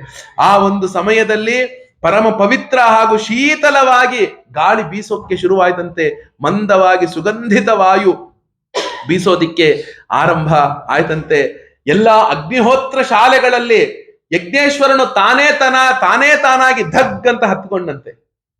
ಅಗ್ನಿಹೋತ್ರವನ್ನ ಮಾಡಿ ಅಲ್ಲೊಂದು ಸಣ್ಣ ಒಂದು ಸೆಗಣಿ ಉಂಡೆಯನ್ನ ಇಟ್ಟು ನಾಳೆಗೆ ಯಜ್ಞೇಶ್ವರನನ್ನ ಕಾಪಾಡಿಕೊಳ್ತಾರೆ. ಆದರೆ ಅದು ಸಣ್ಣದಾಗಿರುತ್ತೆ, ಹತ್ತಿ ಧಗಧಗ ಉರಿಯೋದಿಲ್ಲ ಅದು. ಆದರೆ ಏನಾಯ್ತಂತೆ ಅಂದ್ರೆ, ಅಗ್ನಿಹೋತ್ರ ಶಾಲೆಯಲ್ಲಿ ಯಜ್ಞೇಶ್ವರ ಆ ಸಂದರ್ಭದಲ್ಲಿ ಹತ್ತುಕೊಂಡು ಉರಿತಂತೆ. ಏನಾಗುತ್ತೆ ಅಂದ್ರೆ, ಆ ಕಂಸನ ಒಂದು ಅತ್ಯಾಚಾರದಿಂದ ಅವೆಲ್ಲವೂ ಕೂಡ ಶಾಂತವಾಗಿತ್ತಂತೆ. ಕೃಷ್ಣನು ಹುಟ್ಟುತ್ತಾನೆ, ಭಗವಂತ ಅವತಾರ ಮಾಡ್ತಾನೆ ಅಂತ ಅಂದು ಕೂಡ್ಲೆ ಅವುಗಳೆಲ್ಲವೂ ಸಂತೋಷವಾಯ್ತಂತೆ. ಅಷ್ಟೇ ಅಲ್ಲ, ಆ ಭಗವಂತನು ಆವಿರ್ಭವಿಸುವಂತಹ ಸಮಯ ಆತ್ರ ಆಗ್ತಾ ಇದ್ದಾಗೆ ನೋಡಿ, ಎಲ್ಲಾ ಸತ್ಪುರುಷರ ಹೃದಯಗಳು ಶಾಂತವಾಯ್ತಂತೆ, ಆನಂದದಿಂದ ತುಂಬಂತೆ. ಕೇವಲ ಸತ್ಪುರುಷರ ಹೃದಯ ಅಷ್ಟೇ ಅಲ್ಲ, ಅವನನ್ನ ದ್ವೇಷ ಮಾಡುವಂಥವರ ಹೃದಯಗಳು ಕೂಡ ಶಾಂತತೆ ಮತ್ತು ಆನಂದದಿಂದ ತುಂಬಿಕೊಳ್ತಂತೆ. ಶಾಂತತೆ ಮತ್ತು ಆನಂದದಿಂದ ತುಂಬಿಕೊಂಡು ಹೋಯ್ತಂತೆ. ಸ್ವರ್ಗದೊಳಗೆ ದೇವದುಂದುಭಿಗಳು ಮೊಳಗೋದಿಕ್ಕೆ ಶುರುವಾದಂತೆ. ಗಂಧರ್ವರು, ಕಿನ್ನರರು ಮಧುರವಾಗಿ ಹಾಡತೊಡಗುದ್ರಂತೆ. ಸಿದ್ಧರು, ಚಾರಣರು ಭಗವಂತನ ಮಂಗಳಮಯವಾದಂತಹ ಗುಣಗಳನ್ನ ಕೀರ್ತಿಸೋದಿಕ್ಕೆ ಶುರು ಮಾಡಿದ್ರಂತೆ. ವಿದ್ಯಾಧರ ಸ್ತ್ರೀಯರು, ಅಪ್ಸರೆಯರು ಎಲ್ಲರೂ ಕೂಡ ನಾಟ್ಯಗಳನ್ನ ಮಾಡೋದಿಕ್ಕೆ ಆರಂಭ ಮಾಡಿದ್ರಂತೆ. ನಾರದರೇ ಮುಂತಾದಂತಹ ಮುನಿಗಳು, ಇಂದ್ರಾದಿ ದೇವತೆಗಳು ಆನಂದ ತುಂದಿಲರಾಗಿ ಕೈಯಲ್ಲಿ ಹೂವಿಟ್ಟುಕೊಂಡು ಕಾಯ್ತಾ ಇದ್ದಾರಂತೆ. ಭಗವಂತನನ್ನ ನಾವು ಯಾವಾಗ ನೋಡ್ತೀವೋ ಅವನ ಮೇಲೆ ನಾವು ಈ ಹೂವನ್ನ ಯಾವಾಗ ಹಾಕ್ತೀವೋ ಅಂತ ಕಾಯ್ಕೊಂಡು ಇದರಂತೆ. ಎಲ್ಲೋ ಒಂದು ಕಡೆಗೆ ಮೋಡಗಳು ಕೂಡ ಸಮುದ್ರದ ಆ ಒಂದು ಪಕ್ಕದೊಳಗೆ ಏನಂತ ಅಂದ್ರೆ, ಪೂರ್ತಿಯಾಗಿ ಸಮುದ್ರದ ಆ ಒಂದು ಪಕ್ಕದಲ್ಲಿ ಸಣ್ಣದಾಗಿ ಘಡ ಶಬ್ದ ಬರ್ತಾ ಇದೆಯಂತೆ.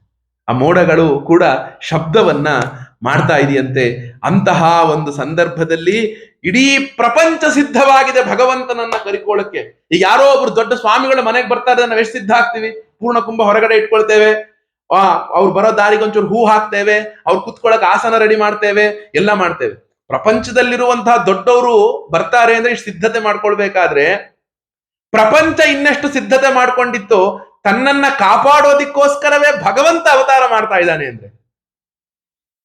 ಎಲ್ಲರೂ ಕೂಡ ಆಲ್ ಸೆಟ್ ಅಂತ ಹೇಳ್ತೀವಲ್ಲ, ಆ ರೀತಿಯಾಗಿ ಇಡೀ ಪ್ರಪಂಚ ಸಿದ್ಧವಾಗಿದೆಯಂತೆ. ಆಗ ಭಗವಂತನ ಅವತಾರವಾಗುತ್ತೆ. ನಿಶೀಥೇ ತಮ ಉದ್ಭೂತೆ ಜಾಯಮಾನೇ ಜನಾರ್ದನೆ ದೇವಕ್ಯಾಂ ದೇವರೂಪಿಣ್ಯಾಂ ವಿಷ್ಣು ಸರ್ವ ಗುಹಾಶಯಃ ಆವಿರಾಸೀದ್ಯಥಾ ಪ್ರಾಚ್ಯಾಂ ದಿಶೇಂದುರಿವ ಪುಷ್ಕಲಃ ಆವಿರಾಸೀದ್ಯಥಾ ಪ್ರಾಚ್ಯಾಂ ದಿಶೇಂದುರಿವ ಪುಷ್ಕಲಃ ಆವಿರಾಸೀದ್ ಯಥಾ ಪ್ರಾಚ್ಯಾಂ ದಿಶೇಂದುರಿವ ಪುಷ್ಕಲಃ ನಿಶೀಥೇ ತಮ ಉದ್ಭೂತೆ. ಹೇಳ್ತಾರೆ, ಆ ಹುಟ್ಟು ಮತ್ತು ಸಾವು ಎಂಬ ಚಕ್ರದಿಂದ ಬಿಡುಗಡೆಗೊಳಿಸುವಂತಹ ಆ ಜನಾರ್ದನನ ಅವತಾರದ ಸಮಯ ಮಧ್ಯರಾತ್ರಿ ಆಗಿತ್ತಂತೆ. ಇಡೀ ಜಗತ್ತು ಅಂಧಕಾರದೊಳಗೆ ಮುಳುಗಿತ್ತಂತೆ. ಆ ಸಂದರ್ಭದಲ್ಲಿ ನೋಡಿ, ಭಗವಂತನು ಅವತಾರ ಮಾಡಿದ್ದು ಮಧ್ಯರಾತ್ರಿಯ ಸಂದರ್ಭ. ಇಡೀ ಒಂದು ಕತ್ತಲು ಪರಿಪೂರ್ಣವಾಗಿ ತುಂಬಿ ಹೋಗಿತ್ತು ಕೃಷ್ಣನು ಅವತಾರ ಮಾಡಿದಾಗ. ಏನಕ್ಕೆ ಕತ್ತಲೊಳಗೆ ಭಗವಂತ ಅವತಾರ ಮಾಡ್ದ? ನಮಗೆ ಬೆಳಕಿನ ಆಸರೆ ಯಾವಾಗ ಬೇಕು? ಸೂರ್ಯ ಇದ್ದಾಗ ಬೇಕಾಗಿಲ್ಲ. ಸೂರ್ಯನೇ ಜಗತ್ತಿನ ಬೆಳಕಿದಾನೆ. ನಮಗೆ ಯಾವಾಗ ಈ ಬೆಳಕಿನ ಆಸರೆ ಬೇಕು? ಬೆಳಕಿನ ಆಸರೆ ಯಾವಾಗ ಬೇಕಪ್ಪ ಅಂದ್ರೆ, ಯಾವಾಗ ಜಗತ್ತು ಕತ್ತಲಾಗುತ್ತೋ ಆಗ ನಮಗೆ ಈ ಬೆಳಕಿನ ಆಸರೆ ಬೇಕು. ಯಾವಾಗ ಇಡೀ ಜಗತ್ತು ಅಜ್ಞಾನ ಎಂಬ ಒಂದು ಅಂಧಕಾರದಲ್ಲಿ ಮುಳುಗಿ ಹೋಗಿತ್ತೋ, ಆ ಅಜ್ಞಾನವೆಂಬ ಅಂಧಕಾರದಿಂದ ಮೇಲಕ್ಕೆ ಎತ್ತೋದಿಕ್ಕೋಸ್ಕರ ಆ ಜ್ಞಾನದ ಬೆಳಕಾಗಿ ಕೃಷ್ಣ ಪರಮಾತ್ಮನ ಅವತಾರವಾಯ್ತಂತೆ. ಆ ಮಹಾವಿಷ್ಣುವು ಅವತಾರ ಮಾಡ್ದ. ಎಲ್ಲರ ಹೃದಯದೊಳಗೂ ಕೂಡ ಜ್ಞಾನದ ಬೆಳಕನ್ನ ಹಚ್ಚಿದೋದಕ್ಕೆ ಅವತಾರ ಮಾಡ್ದ. ಹೇಗೆ ಮಾಡ್ದ? ದೇವಕ್ಯಾಂ ದೇವರೂಪಿಣ್ಯಾಂ, ಸಾಕ್ಷಾತ್ತಾಗಿ ದೇವಕನ್ಯೆ. ದೇವಕಿ ಅಂದ್ರೆ ಬೇರೆ ಯಾರು ಅಲ್ಲ, ಆ ದೇವಕಿ ಮತ್ತು ವಸುದೇವರ ಪೂರ್ವ ಚರಿತ್ರೆ ಬರುತ್ತೆ. ಈಗ ಕೃಷ್ಣ ಅವತಾರ ಮಾಡಿದ್ದು 3ನೇ ಸಲ ಅವರಿಬ್ಬರಲ್ಲಿ. 3ನೆಯ ಸಲ ಅವತಾರ ಮಾಡಿದ್ದು ಭಗವಂತ ಅವಳಲ್ಲಿ. ಹೇಳ್ತಾರೆ, ಆ ಒಂದು ಹೇಗೆ ಪೂರ್ವ ದಿಕ್ಕಿನಲ್ಲಿ ಸೂರ್ಯನು ಉದಯಿಸುವಂತೆ, ಸೂರ್ಯನು ಆ ಒಂದು ಉದಯಿಸುವಂತೆ 16 ಕಲೆಗಳಿಂದ ತುಂಬಿದಂತಹ ಭಗವಂತನು ಪರಿಪೂರ್ಣವಾಗಿ ಅವತಾರವನ್ನ ಮಾಡಿದಂತೆ. ಪರಿಪೂರ್ಣವಾಗಿ ಎಲ್ಲಾ ಕಲೆಗಳನ್ನು, ಪೂರ್ಣಾವತಾರ. ಕೃಷ್ಣಾವತಾರ ಅಂದ್ರೆ ಅಂಶಾವತಾರ ಅಲ್ಲ, ಪೂರ್ಣಾವತಾರದಿಂದ ಆ ಒಂದು ಸೂರ್ಯನು ಉದಯಿಸುವಂತೆ ದೇವಕಿಯೊಳಗೆ ಉದಯಿಸ್ತಾನೆ. ಆ ಉದಯಿಸಿದಾಗ ಆ ಕೃಷ್ಣ ಪರಮಾತ್ಮನ ರೂಪ ಹೇಗಿತ್ತು ಗೊತ್ತಾ? ತಮದ್ಭುತಂ ಬಾಲಕಮಂಬುಜೇ ಕ್ಷಣಂ ಚತುರ್ಭುಜಂ ಶಂಖಗದಾರ್ಯುಧಾಯುಧಂ ಶ್ರೀವತ್ಸ ಲಕ್ಷ್ಮಂ ಗಲಶೋಭಿ ಕೌಸ್ತುಭಂ ಪೀತಾಂಬರಂ ಸಾಂದ್ರಪಯೋಧ ಸೌಭಗಂ ಮಹಾರ್ಹ ವೈಡೂರ್ಯ ಕಿರೀಟ ಕುಂಡಲ ತ್ವಿಷಾ ಪರಿಶ್ವಕ್ತ ಸಹಸ್ರ ಕುಂತಲಂ ಉದ್ಧಾಮ ಕಾಂಚಂ ಗದ ಕಂಕಣಾದಿಭಿಃ ವಿರೋಚಮಾನಂ ವಸುದೇವ ಐಕ್ಷತ. ತನ್ನ ಮುಂದಿರುವಂತ ದೇವಕಿಗೆ ಆ ಪ್ರಸವದ ನೋವಿನಿಂದ ಸಣ್ಣದಾಗಿ ಸುಸ್ತಾಗಿ ಕಣ್ಣನ್ನು ಮುಚ್ಚಿಕೊಂಡಿದ್ದಾಳೆ. ಮೊಟ್ಟ ಮೊದಲಿಗೆ ಆ ಭಗವಂತನ ರೂಪವನ್ನ ನೋಡಿದಂಥದ್ದು ವಸುದೇವ. ಆ ವಸುದೇವನು ಭಗವಂತನ ಮೂರ್ತಿಯನ್ನ ನೋಡಿದಂತೆ ಆ ಭಗವಂತನ ಕಣ್ಣು ಕಮಲದಂತೆ ಕಮಲದ ದಳದಂತೆ ವಿಶಾಲವಾಗಿತ್ತಂತೆ, ಸುಕಮೋಲವಾಗಿತ್ತಂತೆ. ಸುಂದರವಾದ 4 ಕೈಗಳಿತ್ತಂತೆ. ಭಗವಂತ ಹುಟ್ಟಿದಾಗ ಅವನಿಗೆ ಎಷ್ಟು ಕೈಗಳಿತ್ತೋ? 4 ಕೈಗಳಿದ್ವಂತೆ. ಒಂದೊಂದು ಕೈಯಲ್ಲೂ ಶಂಖ, ಚಕ್ರ, ಗದ, ಪದ್ಮವನ್ನೇ ಧರಿಸಿದ್ದಂತೆ. ಅವನ ಹೃದಯದಲ್ಲಿ ಕೌಸ್ತುಭ ಮಣಿ, ಅತ್ಯಂತ ಸುಂದರವಾದಂತಹ ಶ್ರೀವತ್ಸದ ಚಿಹ್ನೆ ಇತ್ತಂತೆ. ಕೊರಳಲ್ಲಿ ಕೌಸ್ತುಭ ಮಣಿ ಇತ್ತಂತೆ. ಎಲ್ಲ ಆ ಕೌಸ್ತುಭ ಮಣಿ ನಿಗಿ ನಿಗಿ ನಿಗಿ ಅಂತ ಹೊಳಿತಾ ಇತ್ತು. ಅಷ್ಟೇ ಅಲ್ಲ, ಅವನು ಪೀತಾಂಬರವನ್ನ ಧಾರಣೆ ಮಾಡಿಕೊಂಡಿದ್ದಂತೆ, ವೈಡೂರ್ಯ ಮಣಿಯ ಕಿರೀಟವನ್ನ ಹಾಕಿಕೊಂಡಿದ್ದಂತೆ. ಅವನ ಮುಂದಕ್ಕೆ ನೋಡಿ, ಮಗು ಹುಟ್ಟದಾಗ ಕೂದಲು ಇಷ್ಟಿಷ್ಟುದ್ದ ಇರಲ್ಲ, ಆಗಲೇ ಕೃಷ್ಣನ ಮುಂದಕ್ಕೆ ಗುಂಗುರು ಕೂದಲು ಹಣೆಯ ಮೇಲೆ ಬಿದ್ದಿತ್ತಂತೆ. ಆ ಗುಂಗುರು ಕೂದಲು ಕೃಷ್ಣನ ಮೇಲೆ ಬಿದ್ದಿತ್ತಂತೆ. ಅಷ್ಟೇ ಅಲ್ಲ, ಸೊಂಟಕ್ಕೆ ಒಡ್ಯಾಣವನ್ನ ಹಾಕೊಂಡಿದ್ದಂತೆ, ಬಾಹುಗಳೊಳಗೆ ಕೇಯೂರವನ್ನ, ಕರಗಳಲ್ಲಿ ಕಂಕಣವನ್ನ, ಎಲ್ಲ ಆಭೂಷಣದಿಂದ ಹಾಕೊಂಡಿದ್ದಂತೆ. ಸರ್ವಾಂಗ ಸುಂದರನಾಗಿ, ಈಗ ನಾವೆಲ್ಲರೂ ಒಂದು ಮದುವೆ ಇತ್ಯಾದಿಗಳಿಗೆಲ್ಲ ಹೋಗಬೇಕು ಅಂತ ಸಿದ್ಧ ಆಗಿ ಹೋಗ್ತೀವಲ್ಲ, ಕೃಷ್ಣ ಹುಟ್ಟಿದ್ದೆ ಆ ರೀತಿ ಸರ್ವಾಂಗ ಸುಂದರನಾಗಿ ಸಿದ್ಧನಾಗಿ ಹುಟ್ಟುಬಿಟ್ಟ. ಬಟ್ಟೆ ವೈಡೂರ್ಯ ಆಭರಣಗಳನ್ನಾಗಿ ಸಿದ್ಧನಾಗಿ ಹುಟ್ಟುಬಿಟ್ಟ. 4 ಕೈಗಳನ್ನು ಇಟ್ಟುಕೊಂಡೇ ಹುಟ್ಟುಬಿಟ್ಟ.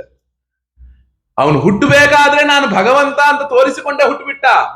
ನಾನೇನ್ ಮನುಷ್ಯನೇನಲ್ಲಪ್ಪ, ನಾನು ನಿನ್ನಲ್ಲಿ ಹುಟ್ಟಿರುವಂತವನು ಸಾಕ್ಷಾತ್ ಭಗವಂತನೇ, ನಾನು ನಿನ್ನಲ್ಲಿ ಹುಟ್ಟಿದ್ದೇನೆ ಅನ್ನೋದನ್ನ ವಸುದೇವನಿಗೆ ತೋರಿಸ್ಬೇಕಿತ್ತು ಅವನು. ಯಾಕಂದ್ರೆ ವಸುದೇವನು ತಪಸ್ಸನ್ನ ಮಾಡಿ ವರವನ್ನ ಕೇಳ್ಕೊಂಡಿದ್ದ, ನೀನು ನನ್ನಲ್ಲಿ ಹುಟ್ಟಬೇಕು ಅಂತ. ಅದನ್ನ ತೋರಿಸ್ಬೇಕಿತ್ತು ವಸುದೇವ ದೇವಕಿಗೆ, ನಾನ್ ನಿನ್ನಲ್ಲಿ ಹುಟ್ಟಿದ್ದೀನಿ ಅಂತ. ಹಿಂದಿನ ಜನ್ಮದಲ್ಲಿ ತಪಸ್ ಮಾಡಿದ್ದು, ಈ ಜನ್ಮದಲ್ಲಿ ತೋರಿಸ್ಬೇಕಿತ್ತು, ಅದಕ್ಕೆ ತೋರಿಸ್ತಾ. ಆಗ ಏನಾಯ್ತು ಅಂದ್ರೆ, ಆ ಪುತ್ರ ರೂಪದಲ್ಲಿ ಸಾಕ್ಷಾತ್ ಭಗವಂತನೇ ಬಂದದ್ದಂಥದ್ದನ್ನ ನೋಡಿ ಆ ವಸುದೇವನ ರೋಮಗಳೆಲ್ಲ ನಿಂತು ಬಿಡ್ತಂತೆ, ನಿಮಿರು ನಿಂತ್ಕೊಂಡ್ಬಿಡ್ತಂತೆ. ಆ ನಿಂತಂತದ್ದಾಗಿ ಏನು ಮಾಡಬೇಕು ಅಂತ ಗೊತ್ತಾಗ್ತಾ ಇಲ್ಲ ವಸುದೇವನಿಗೆ. ತಕ್ಷಣ ಏನ್ ಮಾಡ್ತಾನಂತೆ ಗೊತ್ತಾ? ಕೃಷ್ಣಾವತಾರ ಉತ್ಸವ ಸಂಭ್ರಮ ಅಸ್ಪೃಶನ್ ಮುದಾ ದ್ವಿಜೇಭ್ಯ ಅಯುತ ಮಾಪ್ಲತೋ ಗವಾ.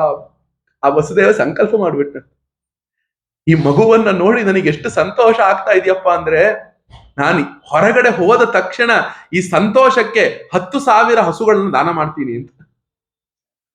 ಒಂದು 10,000 ಹಸುಗಳನ್ನ ನಾನು ದಾನ ಮಾಡ್ತೀನಿ ಅಂತ ಸಂಕಲ್ಪವನ್ನ ಅವನು ಮಾಡ್ಬಿಟ್ಟಂತೆ. ಆ ಮಗುವನ್ನ ನೋಡ್ತಾನೆ, ನೋಡಿದ ತಕ್ಷಣ ಅವನ ಯಾವನೋ ಒಂದು ಭಯ ಇತ್ತಲ್ಲ ಅವನ ಹೃದಯಕ್ಕೆ, ಅಯ್ಯೋ ಏನಾಗುತ್ತೋ ಏನೋ, ಕಂಸ ಬರ್ತಾನೋ ಏನೋ ಅನ್ನೋ ಭಯ ಇತ್ತಲ್ಲ, ಆ ಭಯ ಎಲ್ಲ ಹೊರಟೋಗ್ಬಿಡ್ತಂತೆ. ಮಗುನೇ ಹಿಂಗ್ ಹುಟ್ಟಿದಾಗ ಏನ್ ಭಯ ಪಡ್ಲಿ ನಾ, ಯಾವ ಭಯವೂ ಇಲ್ಲ ಅಂತ ಆ ಭಯ ಎಲ್ಲವೂ ಕೂಡ ಹೊರಟು ಹೋಗ್ಬಿಡ್ತಂತೆ.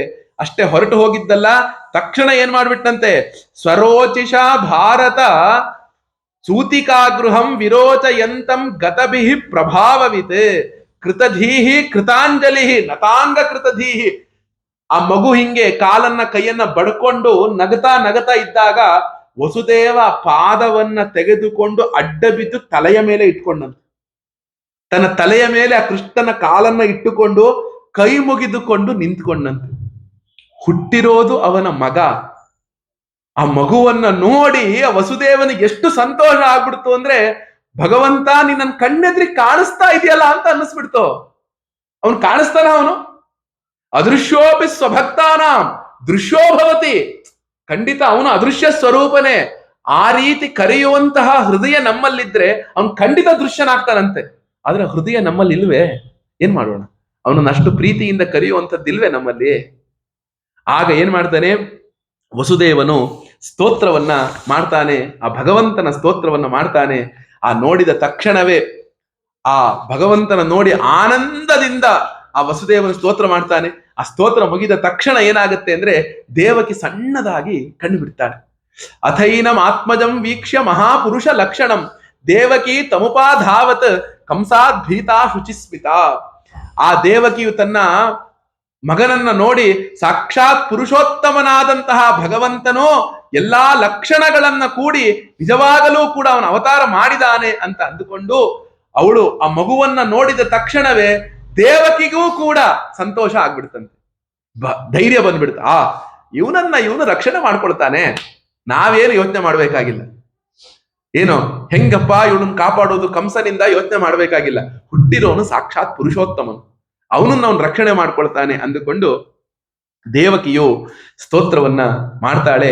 ಏನಂತ ಅಂದ್ರೆ, ರೂಪಂ ಯತ್ತತ್ ಪ್ರಾಹುರ್ ಅವ್ಯಕ್ತ ಮಾದ್ಯಂ ಬ್ರಹ್ಮ ಜ್ಯೋತಿರ್ ನಿರ್ಗುಣಂ ನಿರ್ವಿಕಾರಂ ಸತ್ತಾ ಮಾತ್ರಂ ನಿರ್ವಿಶೇಷಂ ನಿರೀಹಂ ಸತ್ವಂ ಸಾಕ್ಷಾತ್ ವಿಷ್ಣು ಅಧ್ಯಾತ್ಮ ದೀಪ ಸತ್ವಂ ಘೋರಾದುಗ್ರ ಸೇನಾತ್ಮಜನ್ನಾಸ್ತ್ರಾಹಿ ತಸ್ತಾತ್ ಭೃತ್ಯ ವಿತ್ರಾಸ ಹಾಸಿ ರೂಪಂ ಚೇದಂ ಪೌರುಷ ಧ್ಯಾನಧಿಷ್ಟ್ಯಂ ಮಾ ಪ್ರತ್ಯಕ್ಷಂ ಮಾಂಸದೃಶಾಂ ಕಪಿಷ್ಠಾಹ ಕೃಷಿಷ್ಠಾಹ.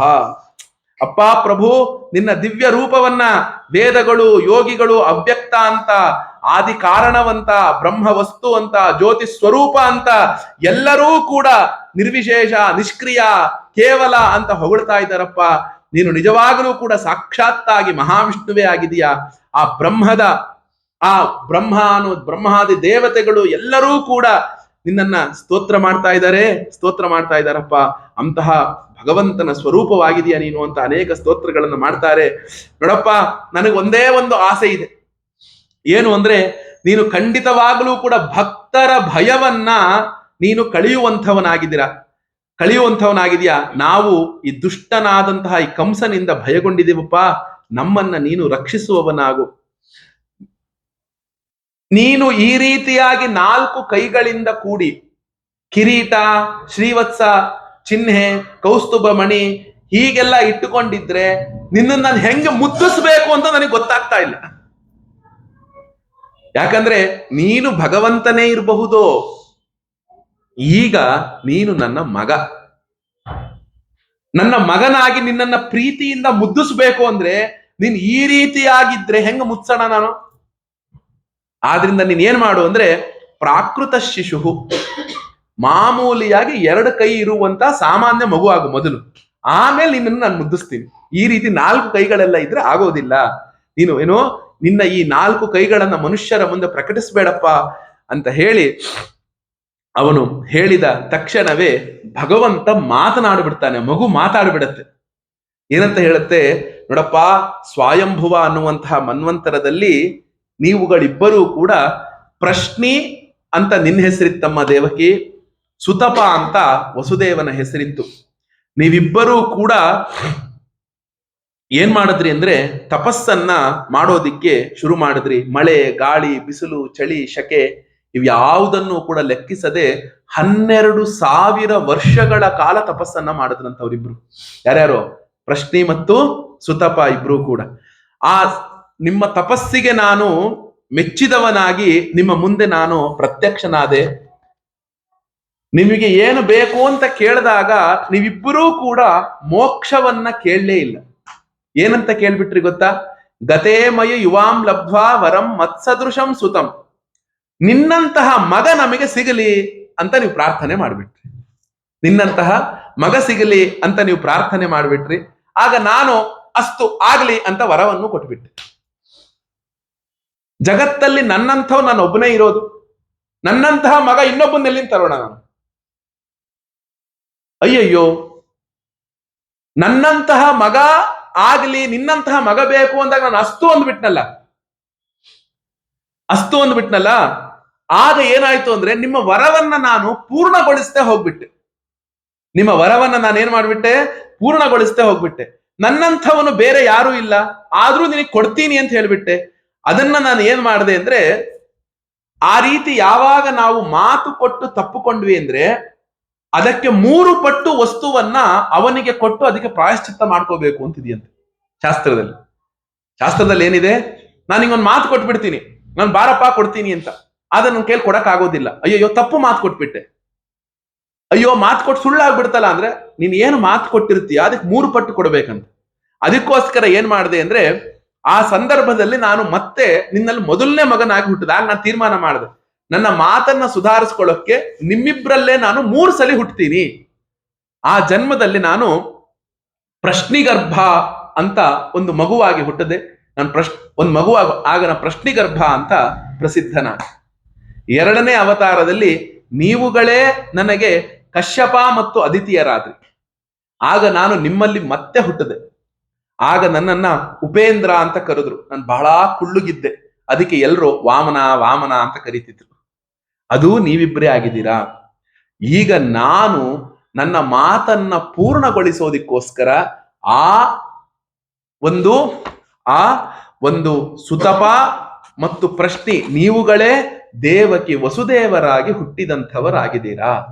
ಈಗ ನಾನು 3ನೆಯ ರೂಪದಿಂದ, ನಾನು ಈ ಕೃಷ್ಣನ ರೂಪದಿಂದ ನಾನು ನಿಮ್ಮಲ್ಲಿಯೇ ಹುಟ್ಟಿದವನಾಗಿದ್ದೇನೆ ಅಂತ ಹೇಳಿ ಆಗ ಹೇಳ್ತಾರೆ, ನೀವೇನು ಕಂಸನಿಗೆ ಹೆದರ್ಬೇಕಾಗಿಲ್ಲ ಅಂತ ಹೇಳಿ ಮುಂದೆ ಏನು ಮಾಡಬೇಕು ಅನ್ನೋದನ್ನು ಕೂಡ ಮಗುವೇ ವಸುದೇವನಿಗೆ ಹೇಳ್ಕೊಡುತ್ತೆ. ನೀವು ಇಲ್ಲಿಂದ ತೆಗೆದುಕೊಂಡು ಹೋಗಿ ನನ್ನನ್ನ ನಂದಗೋಪನ ಮನೆಯಲ್ಲಿ ಒಂದು ಹೆಣ್ಣು ಮಗು ಆಗಿದೆಯಪ್ಪ ಯಶೋದೆಗೆ, ಆ ಮಗುವನ್ನ ನೀನು ಇಲ್ಲಿಗೆ ತೆಗೆದುಕೊಂಡು ಬಾ, ನನ್ನನ್ನ ನೀನು ಅಲ್ಲಿಗೆ ತೆಗೆದುಕೊಂಡು ಹೋಗು ಅಂತ ಹೇಳಿ ನಂದಗೋಪನಿಗೆಲ್ಲಕ್ಕೂ ಹೇಳಿದ ಮೇಲೆ ಬಭೂವ ಪ್ರಾಕೃತ ಶಿಶು. ಏನಾಯ್ತು? ಜಗತ್ತಲ್ಲಿರುವಂತಹ 2 ಕೈಗಳಿರುವಂತಹ ಒಂದು ಮಗು ಆಯ್ತು. ಯಾವುದು? ಆ ಭಗವಂತನೇ ಆ ಮಗುವು ಕೂಡ ಆಗ್ತಾನೆ. ಹೀಗೆ ಆದಾಗ ಏನಾಯ್ತು ಅಂದ್ರೆ ತಕ್ಷಣ ನೋಡ್ತಾ ಇದ್ದಂತ ಸಾಧಾರಣ ಶಿಶು ಆಯ್ತು. ಆ ದೇವಕಿ ಮತ್ತೆ ಆ ಮಗು ಆದ ತಕ್ಷಣ ಎದೆಗೆ ಅಪ್ಪಿಕೊಂಡು ಮುದ್ದಾಡ್ತಾಳೆ, ತನ್ನ ಎದೆ ಹಾಲನ್ನ ಕುಡಿಸ್ತಾಳೆ. ಕುಡಿಸಿದ ಮೇಲೆ ಅಲ್ಲೇ ಇದ್ದಂತಹ ಒಂದು ಮರ, ಶೂರ್ಪಕ ಒಂದು ಶೂರ್ಪ ಅಂದ್ರೆ ಮರ, ಆ ಮರದ ಮೇಲೆ ಆ ಮಗುವನ್ನ ಇಟ್ಟುಕೊಂಡು ಅವನು ಹೊರಡಬೇಕು ಅಂತ ಸಿದ್ಧ ಆದಾಗ ಯಾವ ಬೇಡಿಗಳೆಲ್ಲವನ್ನೂ ಕೂಡ ಕಂಸನು ಕಟ್ಟಿದ್ನೋ ಅದು ತನ್ನಿಂತಾನೇ ಅದು ಬಿಚ್ಚಿಕೊಳ್ಳತ್ತೆ. 7 ಬಾಗಿಲುಗಳನ್ನ ದಾಟಿ ಬರ್ಬೇಕಿತ್ತಂತೆ. ಅಷ್ಟು ಸೆಕ್ಯೂರಿಟಿ, ಹೈ ಸೆಕ್ಯೂರಿಟಿ ಇತ್ತಂತೆ. ಅದೆಲ್ಲವೂ ಬಾಗಿಲುಗಳು ತಾನೇ ತಾನಾಗಿ ತೆರೆದುಕೊಳ್ಳುತ್ತೆ. ಯಾವತ್ತೂ ನಿದ್ದೆಯನ್ನೇ ಮಾಡದೇ ಇದ್ದಂತಹ ದ್ವಾರಪಾಲಕರುಗಳಿಗೆ, ಇಡೀ ಮಥುರಾ ಪಟ್ಟಣಕ್ಕೆ ಮತ್ತು ಆ ಗೋಕುಲದಲ್ಲಿರುವಂತಹವರೆಲ್ಲರಿಗೂ ಕೂಡ ಅವತ್ತಿನ ರಾತ್ರಿ ವಿಪರೀತ ನಿದ್ದೆ ಬಂದು ಬಿಡುತ್ತಂತೆ. ಕಂಸಾದಿಗಳಿಗೂ ಕೂಡ. ಕಂಸನು ಯಾವತ್ತೂ ನಿದ್ದೆ ಮಾಡಿರಲಿಲ್ಲ, ಅವತ್ತು ನಿದ್ದೆ ಎಲ್ಲರಿಗೂ ಕೂಡ ಬಂತಂತೆ.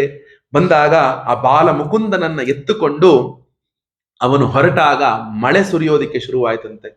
1000 ಹೆಡೆಗಳಿಂದ ಕೂಡಿದಂತಹ ಆದಿಶೇಷನು ಆ ಮಗುವಿಗೆ ರಕ್ಷಣೆಯನ್ನ ಮಾಡ್ತಾ ಅವನು ಆ ಯಮುನಾ ನದಿಯ ದಡಕ್ಕೆ ಬಂದು ನಿಂತಾಗ ಉದಾಹರಣೆ ನೋಡಿ ಎಷ್ಟು ಚೆನ್ನಾಗಿ ಕೊಟ್ಟಿದ್ದಾರೆ ಅಂದ್ರೆ, ಹೇಗೆ ರಾಮನಿಗೆ ಸಮುದ್ರ ಬಾಯಿ ತೆಗಿತೋ, ಸಮುದ್ರವು ಸೇತುವೆ ಕಟ್ಟಕ್ಕೆ ಅನುವು ಮಾಡಿಕೊಡ್ತೋ, ಹಾಗೆ ಆ ತುಂಬಿ ಹರಿತಾ ಇದ್ದಂತಹ ಆ ಯಮುನಾ ನದಿ 2 ಭಾಗವಾಗಿ ದಾರಿ ಮಾಡಿಕೊಡ್ತಂತೆ. ಯಾರಿಗೆ? ವಸುದೇವನಿಗೆ ದಾರಿ ಮಾಡಿಕೊಡ್ತಂತೆ. ಆ ಒಂದು ಪೂರ್ತಿಯಾಗಿ ಆ ಗೋಕುಲವನ್ನ ತಲುಪಿದ ನಂದರಾಜನ ಆ ಗೋಕುಲಕ್ಕೆ ಹೋದಾಗ ಎಲ್ಲರೂ ಕೂಡ ಚೆನ್ನಾಗಿ ನಿದ್ರೆಯನ್ನ ಮಾಡಿದ್ರು. ಹೋಗ್ತಾನೆ, ಆ ಮಗುವನ್ನ ಯಶೋದೆಯ ಪಕ್ಕದಲ್ಲಿಡ್ತಾನೆ. ನೋಡಿ, ಅಲ್ಲಿ ಕೂಡ ಯೋಗಮಾಯ ಎಷ್ಟು ಒಂದು ರೂಪವನ್ನ ತಾಳಿದ್ಲು ಅಂದ್ರೆ, ಯಶೋದೆಗೆ ಮಗುವಾಯ್ತು ಅಂತ ಜೋರಾಗಿ ಎಲ್ಲರೂ ಕಿರಿಚಿಬಿಟ್ರಂತೆ. ಆದ್ರೆ ಯಾವ ಮಗು ಆಯ್ತು ಅಂತ ಯಾರಿಗೂ ಗೊತ್ತಿಲ್ವಂತೆ. ತಕ್ಷಣ ಆ ಯಶೋದೆಯ ಪಕ್ಕದಲ್ಲಿ ಇಟ್ಟು ಆ ಮಗುವನ್ನ ಕರೆದುಕೊಂಡು ಬಂದು ಮತ್ತೆ ಮಥುರಾ ಪಟ್ಟಣಕ್ಕೆ ಅವನು ಬರ್ತಾನೆ. ಬಂದ ಮೇಲೆ ಮತ್ತೆ ಯಥಾಸ್ಥಿತಿ ಎಲ್ಲ ಬಾಗಿಲುಗಳು ಮುಚ್ಚಿಕೊಳ್ತು. ಎಲ್ಲ ಬಾಗಿಲುಗಳು ಮುಚ್ಚಿಕೊಂಡದ್ದಷ್ಟೇ ಅಲ್ಲ, ಪೂರ್ಣವಾಗಿ ಮತ್ತೆ ಆ ಸಂಕೋಲೆಗಳೆಲ್ಲ ಬಿಗಿದುಕೊಳ್ತು. ಯೋಗಮಾಯೆ ಬಂದ ತಕ್ಷಣವೇ ಆ ಯೋಗಮಾಯೆ ಗಟ್ಟಿಯಾಗಿ ಅರ್ಚೋದಿಕ್ಕೆ ಶುರು ಮಾಡ್ತು. ಎಷ್ಟು ಜೋರಾಗಿ ಅಳೋದಿಕ್ಕೆ ಶುರು ಮಾಡ್ತು ಅಂದ್ರೆ, ಎಲ್ಲ ದ್ವಾರಪಾಲಕರಿಗೂ ಎಲ್ಲರಿಗೂ ಕೂಡ ಎಚ್ಚರ ಆಯ್ತು. ಆ ಎಲ್ಲಾ ದ್ವಾರಪಾಲಕರುಗಳು ಕೂಡ ಆ ಮಗುವಿನ ಧ್ವನಿಯನ್ನ ಕೇಳಿದ ತಕ್ಷಣವೇ ದೇವಕಿಗೆ 8ನೆಯ ಮಗು ಹುಟ್ಟಿತು ಅಂತ ಅಂದುಕೊಂಡು ಓಡಿ ಹೋಗಿ ಕಂಸನಿಗೆ ಹೇಳಿದ್ರಂತೆ. ಮಗು ಹುಟ್ಟಿತು ಅಂತ ಹೇಳಿದ ತಕ್ಷಣವೇ ನೋಡಿ, ಸತಲ್ಪ ತೂರ್ಣ ಮುತ್ತಾಯ ಕಾಲೋಯಮತಿ ವಿಹ್ವಲಃ ಸೂತಿ ಗೃಹ ಮಗಾತ್ ತೂರ್ಣಂ ಪ್ರಸ್ಖಲನ್ ಮುಕ್ತ ಮೂರ್ಧಜಃ. ಅವನು ಹೆಂಗೆ ಮಲ್ಕೊಂಡಿದ್ದ, ಆ ಮಗು ಹುಟ್ಟಿತು ಅಂತ ಕೇಳಿದ ತಕ್ಷಣವೇ ಹಂಗೆ ಎದ್ದಿ, ತಲೆಯೆಲ್ಲ ಕೆದರಿದಿಯಂತೆ, ಎಲ್ಲವೂ ಆಗಿದೆಯಂತೆ. ಹಂಗೆನೆ ಆ ಸೂತಿಕಾಗೃಹ, ಆ ಕಾರಾಗೃಹದ ಮಗು ಹುಟ್ಟಿರುವಂತಹ ಜಾಗಕ್ಕೆ ಸೂತಿಕಾಗೃಹ ಅಂತ ಹೇಳ್ತೇವೆ. ಆ ಕಾರಾಗೃಹದ ಜಾಗಕ್ಕೆ ಅವನು ಓಡೋದಿಕ್ಕೆ ಶುರು ಮಾಡ್ತಾನೆ. ಶುರು ಮಾಡಿದ ತಕ್ಷಣ ಹತ್ರಕ್ಕೆ ಬರ್ತಾನೆ. ಆ ಹತ್ರಕ್ಕೆ ಬಂದು ನೋಡ್ತಾನೆ, ಆ ದೇವಕ್ಕೆ ಕೈ ಮುಗಿದು ಬಿಡ್ತಾನೆ. ಕೈ ಮುಗಿದು ಬಿಟ್ಟು, ಅಣ್ಣ, ಇದು ಹೆಣ್ಣು ಮಗು ಅಣ್ಣ, ನಿನಗೆ ಸೊಸೆಯಾಗಿ ಬರುವವಳಾಗಿದ್ದಾಳೆ. ಇವಳನ್ನ ದಯವಿಟ್ಟು ನೀನು ಕೊಲ್ಲಬೇಡ ಅಣ್ಣ, ಕೊಲ್ಲಬೇಡ. ಇವಳೊಬ್ಬಳು ಉಳಿದಿದ್ದಾಳೆ, ದಯಮಾಡಿ ನನಗೆ ಈ ಹೆಣ್ಣು ಶಿಶುವನ್ನಾದರೂ ಕೂಡ ಕಲ್ಪಿಸಿಕೊಡು ಅಂತ ಹೇಳಿದ್ರೆ ಆ ಕಂಸನ ಬುದ್ಧಿಗೆ ಹೊಳೆಯೋದಿಲ್ಲ. ಆ ಒಂದು, ಯಾಕಂದ್ರೆ 8ನೇ ಗರ್ಭದಿಂದ ಮೃತ್ಯು ಅಂತ ಆಗೋಗಿದೆಯಲ್ಲ. ನೋಡಿ, ಈ ಶ್ಲೋಕದಲ್ಲಿ ಕಂಸ ಮಕ್ಕಳನ್ನ ಹೆಂಗೆ ಕೊಲ್ತಿದ್ದ ಅನ್ನೋದನ್ನ ಹೇಳಿದ್ದಾರೆ. ಎಷ್ಟು ಭೀಕರವಾಗಿ ಕೊಲ್ತಿದ್ದ ಅವನು, ಎಷ್ಟು ಅವನ ಹೃದಯ ಕಲ್ಲಿನ ಹೃದಯ ಇತ್ತು ಅಂದ್ರೆ ಹೇಳ್ತಾರೆ ನೋಡಿ, ತಾನ್ ಗೃಹೀತ್ವ ಚರಣಯೋಹೋ ಜಾತ ಮಾತ್ರಂ ಸ್ವಸುಸುತಾಂ ಅಪೋಥ ಯಚ್ಛಿಲಾ ಪೃಷ್ಠೆ ಸ್ವಾರ್ಥೋನ್ಮೂಲಿತ ಸೌಹೃದ. ಹೆಂಗ್ ಕೊಲ್ತಿದ್ದಂತೆ ಗೊತ್ತಾ ಕಂಸ ಮಕ್ಕಳನ್ನ? ಆ ಮಕ್ಕಳು ಹುಟ್ಟಿದ ತಕ್ಷಣ ದೇವಕಿಯಿಂದ ಕಸ್ಕೊಳ್ತಿದ್ದಂತೆ. ಅದರ ಕಾಲನ್ನ ಹಿಡಿದು ಹಿಂಗೆ ಮೇಲಕ್ಕೆ ಎತ್ತುತ್ತಾ ಇದ್ದಂತೆ, ತಲೆ ಕೆಳಗೆ ಕಾಲನ್ನು ಹಿಡಿದು ಬಲಗೈಲಿ ಹಿಂಗೆ ಎತ್ಕೊಳ್ತಿದ್ದಂತೆ. ಎತ್ತುಕೊಂಡು ಆ ಸೆರೆಮನೆಯ ಒಂದು ಬದಿಯಲ್ಲಿ ಒಂದು ದೊಡ್ಡ ಶಿಲಾಖಂಡ ಇತ್ತಂತೆ, ಒಂದು ಬಂಡೆಕಲ್ಲು. ಆ ಬಂಡೆಕಲ್ಲಿನ ಮೇಲೆ ಬಟ್ಟೆ ಒಗದಂಗೆ ರಪ್ ಅಂತ ಅದ್ರ ತಲೆನ ಹೊಡಿತಿದ್ದಂತೆ. ಈಗ ನಾವು ಬಟ್ಟೆನ ಕಲ್ ಮೇಲೆ ಹಿಂಗ್ ರಪ್ ಅಂತ ಎತ್ತಾಕ್ತಿವಲ್ಲ, ಹಂಗೆ ಆ ಮಗುವಿನ ತಲೆಯನ್ನ ಎತ್ತಾಕ್ತಿದ್ದಂತೆ. ಚಿಮ್ ಅಂತ ರಕ್ತ ಎಲ್ಲ ಚಿಮ್ಮೋದು, ಮಗು ಸತ್ತು. ಆ ಮಕ್ಕಳನ್ನ ಸಾಯಿಸಿದ ಹಾಗೆಯೇ ನಾನು ಈ ಯೋಗ ಮಾಯೆಯನ್ನೂ ಸಾಯಿಸಿ ಬಿಡ್ತೀನಿ ಅಂತ ಕೈಯನ್ನ ಹಿಡಿದು ಮೇಲಕ್ಕೆ ಹಿಂಗೆ ಎತ್ತದ್ದಪ್ಪ. ಎತ್ತಿದ ತಕ್ಷಣವೇ ಆ ಕೈಯಿಂದ ಮಗು ಹಾರಿದ್ದ ಛಂಗ್ ಅಂತ ಆಕಾಶದಲ್ಲಿ ಹೋಗ್ಬಿಡ್ತು. ಆ ಆಕಾಶದಲ್ಲಿ ಹೋಗಿದ ತಕ್ಷಣವೇ ಅವಳು ಎಲ್ಲಾ ಒಂದು ಕೈಗಳಲ್ಲಿ ಅಷ್ಟಭುಜೆಯಾಗಿ ನಿಂತುಬಿಟ್ಲಂತೆ. 8 ಕೈಗಳಿಂದ ಕೂಡಿ ಆಕಾಶದಲ್ಲಿ ತೋರ್ಕೊಂಡ್ಬಿಟ್ಲಂತೆ. ಅವಳು ಒಂದೊಂದು ಕೈಯಲ್ಲೂ ಕೂಡ ಧನುಸ್ಸು, ತ್ರಿಶೂಲ, ಬಾಣ, ಗುರಾಣಿ, ಖಡ್ಗ, ಶಂಖ, ಚಕ್ರ, ಗದ ಮುಂತಾದಂತಹ ಆಯುಧಗಳಿತ್ತಂತೆ. ಎಲ್ಲರೂ ಕೂಡ ದೇವಾನು ದೇವತೆಗಳು ಆ ದೇವಿಯ ಸ್ತೋತ್ರವನ್ನ ಮಾಡೋದಿಕ್ಕೆ ಶುರು ಮಾಡಿದ್ರಂತೆ. ಹಿಂಗೆ ಮಾಡ್ತಾ ಇದ್ದಾಗ ಆಗ ಏನಾಯ್ತು ಅಂದ್ರೆ, ತಕ್ಷಣ ಆ ದೇವಕಿ ವಸುದೇವರನ್ನ ಕುರಿತು ಮತ್ತು ಕಂಸನನ್ನ ಕುರಿತು ಆ ಯೋಗ ಮಾಯೆ ಮಾತಾಡೋದಿಕ್ಕೆ ಶುರು ಮಾಡ್ತಂತೆ. ಏನು ಅಂದ್ರೆ, ನೋಡಪ್ಪ, ಎಂದೂ ಕೂಡ ನೋಡಪ್ಪ, ನಾನು ನಿನಗೊಂದು ಮಾತನ್ನ ಹೇಳ್ತಾ ಇದ್ದೀನಿ, ನೆನಪಿಟ್ಕೋ. ಏನು ಅಂದ್ರೆ,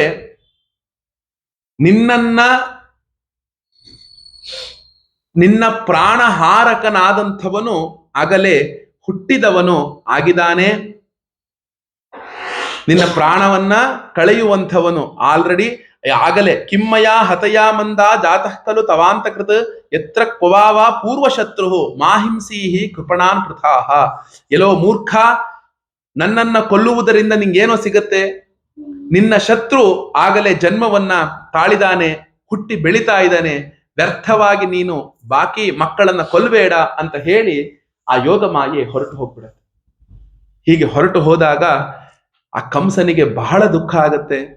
ಇಬ್ಬರೂ ಕೂಡ ಬಹಳ ಅಂದ್ರೆ, ಅಯ್ಯೋ, ನಾನು ಜಗತ್ತಿನಲ್ಲಿ ನನಗೆ ಯಾರ್ಯಾರೋ ಶತ್ರುಗಳು ಅಂತ ಅಂದುಕೊಂಡೆ, ಆದರೆ ನಿಜವಾದಂತಹ ಶತ್ರು ನನಗೆ ಯಾರಪ್ಪ ಅಂದ್ರೆ ನನ್ನ ವಿಧಿಯೇ ನನಗೆ ಮೋಸ ಮಾಡಿಬಿಡ್ತು ಅಂತ ಅಂದುಕೊಂಡು ಆ ಒಂದು ದೇವಕಿ ಮತ್ತು ವಸುದೇವರ ಸಮೀಪದಲ್ಲಿ ಬಹಳ ಅಂದ್ರೆ ಬಹಳ ದುಃಖವನ್ನ ತೋಡ್ಕೊಳ್ತಾನೆ. ಅದರ ಮುಂದಿನ ಕಥೆ ಏನಾಗತ್ತೆ, ಆ ನಂತರ ಆ ಗೋಕುಲದಲ್ಲಿ ಭಗವಂತನ ಜನ್ಮೋತ್ಸವ ಮತ್ತು ಪೂತನ ಮುಂತಾದಂತಹ ಒಂದು ದೊಡ್ಡ ದೊಡ್ಡ ರಾಕ್ಷಸರನ್ನ ಹುಟ್ಟಿದ ಮಾತ್ರದಿಂದಲೇ ಭಗವಂತನ ಉದ್ಧಾರ ಮಾಡೋದಿಕ್ಕೆ ಶುರು ಮಾಡ್ತಾನೆ. ಆ ಎಲ್ಲ ಭಾಗವನ್ನು ಕೂಡ ನಾವು ನಾಳೆಯ ದಿನ ಉಪನ್ಯಾಸದಲ್ಲಿ ನೋಡೋಣ ಅಂತ ಹೇಳ್ತಾ ಇವತ್ತಿನ ಈ ಉಪನ್ಯಾಸವನ್ನ ಮಂಗಳ ಮಾಡ್ತೇನೆ. ಸ್ವಸ್ತಿ ಪ್ರಜಾಭ್ಯ ಪರಿಪಾಲಯಂತಾಂ ನ್ಯಾಯೇನ ಮಾರ್ಗೇಣ ಮಹೀನ್ ಮಹಿಷಾಃ ಗೋಬ್ರಾಹ್ಮಣೇಭ್ಯ ಶುಭಮಸ್ತು ನಿತ್ಯಂ. ಲೋಕಾಃ ಸಮಸ್ತಾಃ ಸುಖಿನೋ ಭವಂತು. ಕಾಲೇ ವರ್ಷತು ಪರ್ಜನ್ಯಃ ಪೃಥಿವೀ ಸಸ್ಯಶಾಲಿನಿ. ದೇಶೋಯಂ ಶೋಭರಹಿತಃ. ಸಜ್ಜನಾಃ ಸಂತು ನಿರ್ಭಯಾಃ. ಪುತ್ರಾಃ ಪುತ್ರಿಣಃ ಸಂತು ಪೌತ್ರಿಣಃ. ಅಧನಾಃ ಸಧನಾಃ ಸಂತು. ಜೀವಂತು ಶರದಾಂ ಶತಂ. ಕೃಷ್ಣಾರ್ಪಣಮಸ್ತು. ಕೃಷ್ಣಾರ್ಪಣಂ ಅಸ್ತು. ಓಂ ನಮೋ ಭಗವತೆ ವಾಸುದೇವಾಯ. ಓಂ ನಮೋ ಭಗವತೆ ವಾಸುದೇವಾಯ.